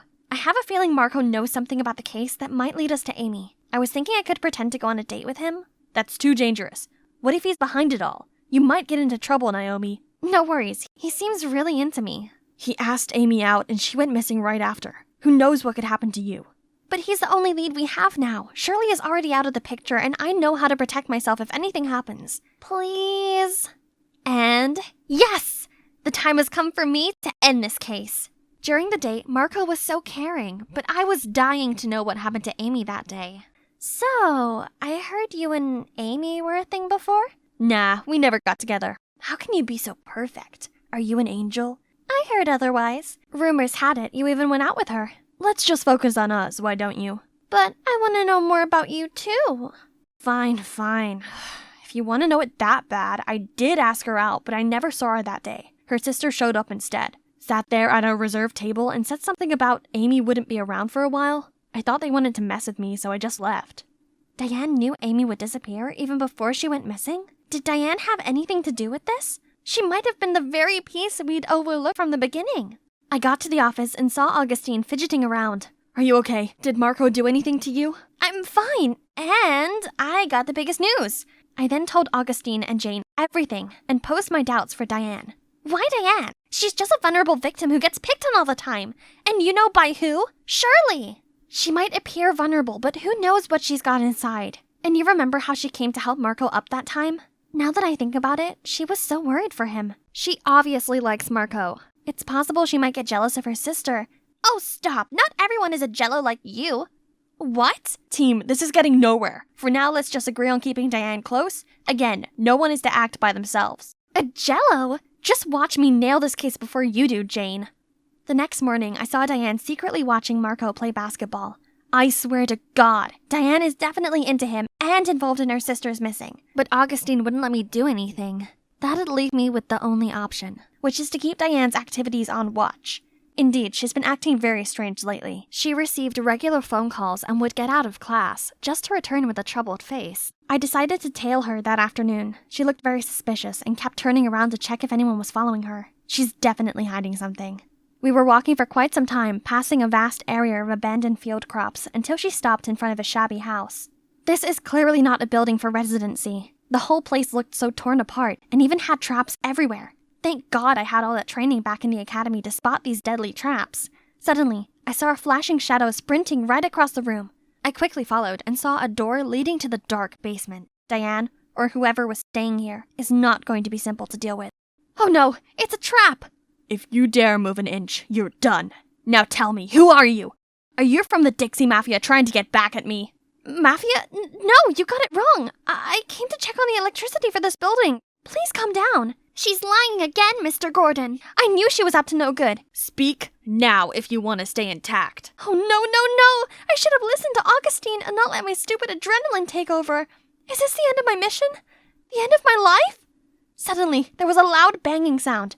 FBI, don't you dare touch her. It's Augustine. FBI? What? No, what's happening? Are you not from the gang? Jane was there for me too. She quickly took the bomb remote and turned it off. Fake bomb, are you kidding? I quickly got out of the trap safely. Special Agent Naomi Cooper, where are you hiding Amy? No, you got it all wrong. Mr. Gordon's Amy's biological father. How can he hurt her? I looked at Augustine and Jane, who were as shocked as I was. Mr. Gordon used to work for the gang, but he turned his life around.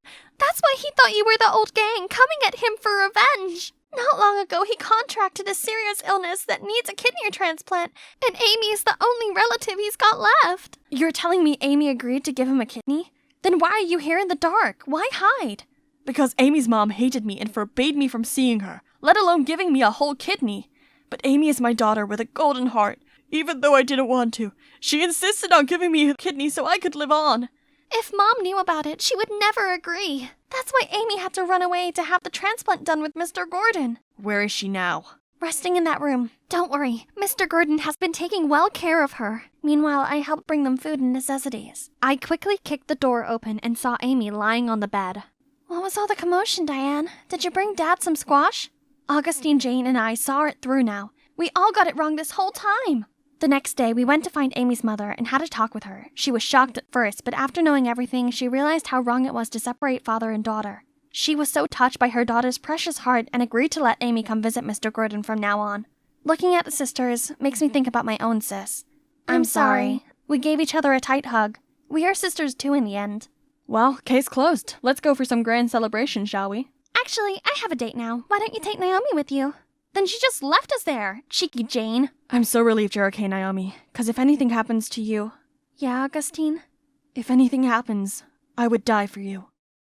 Hi, Melanie here, and I'm hanging on the edge of my seat to hear the results of this year's science fair. I know I might not look like a typical studious girl, but I'm definitely serious about school. Ooh, 1 second. The winner of West High Science Fair 2023 is Harry Silver. That means the runner-up is Melanie D'Angelo. Congratulations to you both. Please come onto the stage for your awards. Man, I can't believe I'm second to him again. We'd been literally swapping first and second place on every leaderboard since we were kids. Ugh, so unfair. Look at him. All he did was partying and pulling silly pranks, yet he's still on the honor roll, while I had to study day and night to maintain my straight A's.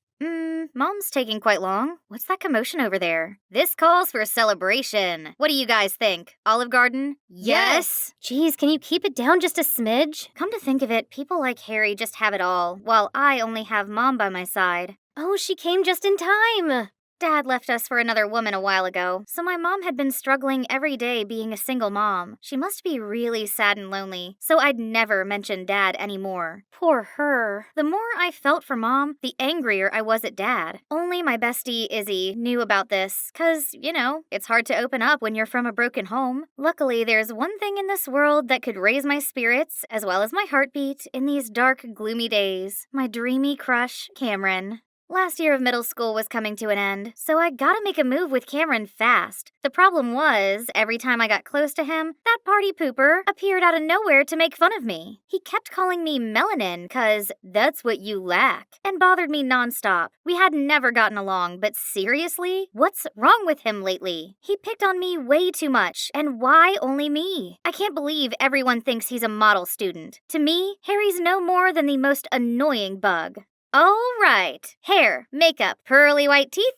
Check. I'm giving it another go today, waiting for Cameron at his locker with my love letter in hand. As soon as I saw his gorgeous face, I took a deep breath, then put up the sweetest smile, but all of a sudden, someone messed up my hair from behind. Ouch! I turned around to see the culprit. Harry, you look hot. And it generates electricity, too. Now you can charge your phone with your hair. Thank me later. Oh my god! Nobody should see this Medusa hairdo. My plan to confess failed again before it even started. All thanks to that clown Harry. Wait, isn't that my dad? He was walking out of the principal's office with a much younger woman and a boy my age. From what I gathered, they're saying that his son would go here. Seeing how my dad's starting a new life with his new family, I couldn't help but feel sorry for Mom. This is all that woman's fault. If she just disappeared, things could go back to the way they were. But that's merely a wish, and me and Mom just have to put up with this boring, unhappy life day by day. Voodoo for dummies? Was some higher power listening to me? This sounds like an answer to my problem. I ordered the book immediately. I started studying all kinds of spells and rituals in it as soon as the package arrived. Voodoo dolls? Interesting.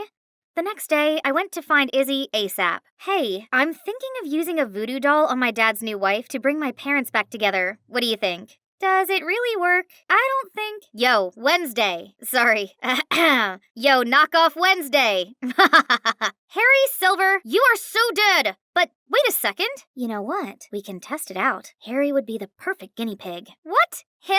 He's just being his playful self. What if voodoo actually works? Harry doesn't deserve it. Well, I don't think so. Let's make a doll for our little preppy boy then. Crocheting a doll's easy. However, the tricky thing was getting my subject's hair, and you bet I won't get physically close to Harry even if someone pays me to. So I got this, a Ouija board. It will help me figure out the code for his locker. There must be a few strands stuck on the fancy hairbrush that he kept inside. Ugh, but none of the combos worked. This is the 10th time already. How about this? There we go. But there were only books inside. Boring. Then the soccer team's changing room it is. I will definitely find something on his uniform. Let's see. Harry Silver. There it is. Aha! Gotcha! I was about to flee the scene when I suddenly saw a boy with only a towel around his waist. Ah! I sprinted to the door and dashed straight through the hallway. That was close. Okay, I still had a voodoo doll to finish. And it's done. I excitedly show Izzy last night's work. Pretty good, huh? It has Harry's hair, too. What? How do you know it's really Harry's? What if it's somebody else's? Well, Hey, did you hear some perv with panda eyes was creeping around the boys' changing room yesterday? Go away. But don't worry. Starting today, we'll take turns guarding the entrance to catch them. Oh, what a coincidence. You fit the culprit's description perfectly, Melanin. But you're definitely not that pervy, are you?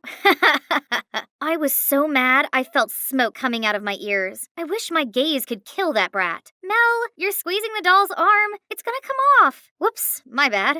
Next time I saw Harry, he had bandages all over his right arm. Hang on, did I do that? Feeling guilty and curious, I approached him. Hey, what's wrong with your arm? It's been in pain since yesterday for no reason. My doctor said nothing's wrong, but I kept feeling like someone's squeezing it really hard. Ugh, there it goes again. Oh, spooky. It means the doll is truly magical. I immediately came running to tell Izzy, and of course, she was shocked too. But hold up, nosy Artie? How long has he been standing here? This guy clearly had heard everything. He kept reaching for my doll. No way. He'd tell the whole school about it. Then suddenly, Harry sat down next to me. Melanie, my arm hurts. Feed me. What's he pulling now? Can't he see I'm in the middle of something? Right at that moment, Artie snatched my doll. Leave it to me. No, Artie, no! Not with milk in his mouth. Oops, sorry, I felt so nauseous all of a sudden. That was more than enough to make all of us firm believers. But maybe I should stop. I do feel guilty for dragging Harry into this.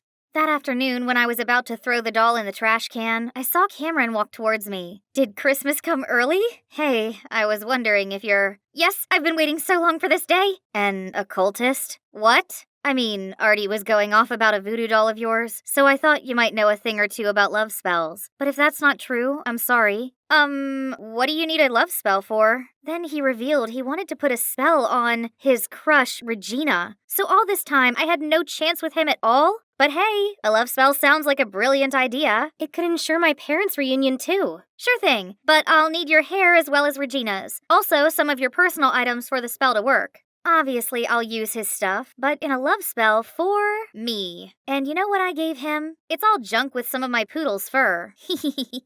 A few days later, I found a gift box in my locker from Cameron. My spell worked! I'm about to have a boyfriend and reunite my family. But before I could carry out that long-awaited plan, Artie came to me with a difficult request, making a voodoo doll of Brad, some transfer student who already established himself as a vicious tough guy. That sounds dangerous, and I already promised myself not to use voodoo anymore. Don't believe me? See for yourself. Then, I followed him and witnessed another student being picked on by a much bigger guy. Hey, isn't he Dad's stepson?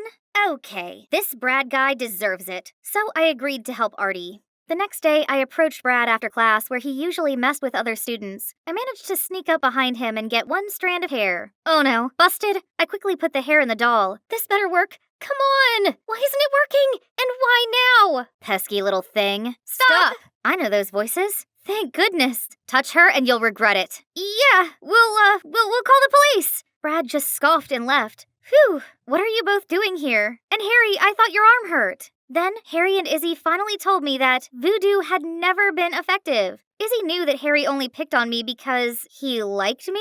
That's why she tried to stop me from using voodoo on him. But she couldn't, so she then told Harry everything. To be honest, I found your attempts quite amusing, so I acted like they were successful to humor you and myself. I was gonna stop though, but when you were being sweet to me and asked about my arm, I decided to keep it up. Oh my god! My bestie had been friends with my mortal enemy all along. Behind my back? Am I a joke to you? Why are you here? To make fun of me even more than you already did? Because I got worried when I heard you're going after Brad. Melanie, you're the smartest girl in school. I don't understand why you're doing all these dumb gimmicks. Yeah, you've been acting strange lately. Since when are you superstitious? What other choice do I have? Voodoo or at whatever cost? I need to get my parents back together, and that punk Brad is my dad's stepson. He deserves whatever comes to him for ruining my life. And you know what else? Both of you get out of my sight for good! Then I stormed off. After that day, I no longer talked to Izzy, and Harry's relentless pestering finally stopped. But honestly, it felt a bit empty without them, especially with the upcoming school field trip. Of course, I'm still coming. Who needs them anyway? This is the chance for Cameron and I to be closer now that we're talking on the regs. It's gonna be the best trip ever. I'd never been the outdoorsy type, but does camping involve this many physical tasks? Almost done. What on earth is that? Isn't he under my love spell already? I mean, he even gave me a present. I was still in shock when Cameron came over to help with the tent. Thank you. No need to. I can't thank you enough. That spell of yours worked wonders. What does he mean by that? Then, out of nowhere, Izzy tapped on my shoulder. I've tried to tell you. Those two have been flirting for a while now. I guess Cameron just needed your spell as a little spiritual push. That means none of these has ever worked? There's absolutely no hope of bringing my family back? Feeling devastated, I burst into tears and ran off. I was running without looking and bumped into Brad? Melanie, right? Just who I want to see. Or should I say, my dear stepsister. Your mama sent you here. Let go of me and piss off! I wonder how pathetic she had to be to have her husband walk out on her. If this was any other time, I would have fought back. But after all that just happened, I've lost all of my will to do anything now. Out of the blue, I saw someone charge at Brad and land a brutal blow on his face. I said I'd make you regret touching her. I had to stop Harry before he messed Brad's face up beyond recognition. It's time we got out of here. Why did you come help me after everything I said? I'm kinda used to your coldness. Besides, my love language is following you around and teasing you until you notice or get mad at me. Silly. I know. On a different note, I thought you knew that voodoo was useless. Yeah, so I thought of a love spell to get my parents back together. Then my family will be whole and happy again. But I know it now. There's no such thing as magic. Why not? Magic is alive and well inside you, and it is called forgiving. It cannot punish those who hurt you and your loved ones, but it can help you let go of your pains and sufferings. What are you trying to say? I mean, no magic can make your dad come back, but someday the pain he caused you won't ache anymore. Eventually, your mom and you will heal and lead a fulfilling life without him. I never took this goofy guy for the philosophical and mature type, but I guess he's right. I'd been so caught up in my own bitterness that I didn't realize moving on was an option. When my mom picked me up, I decided to finally ask her about my dad. Unexpectedly, Mom told me that of course it was sad at first, but she's actually doing fine these days. Life's supposed to have its ups and downs. As long as we welcome them with open arms, everything will turn out all right in the end. After all, your father will have the life he wants, while we get on with our lives. Turned out, I was the only one chasing the past all this time, when what I actually needed was closure. Mom's words were more than enough to put this grieving period behind me. My last year as a middle schooler was quite eventful. Brad was no longer a problem since he got a taste of Harry's fist. Did I mention that we became a trio of best friends? For now, at least. Harry never stopped his shenanigans, but instead of getting annoyed like before, I found him quite adorable and endearing. Oh, just kiss already. Izzy!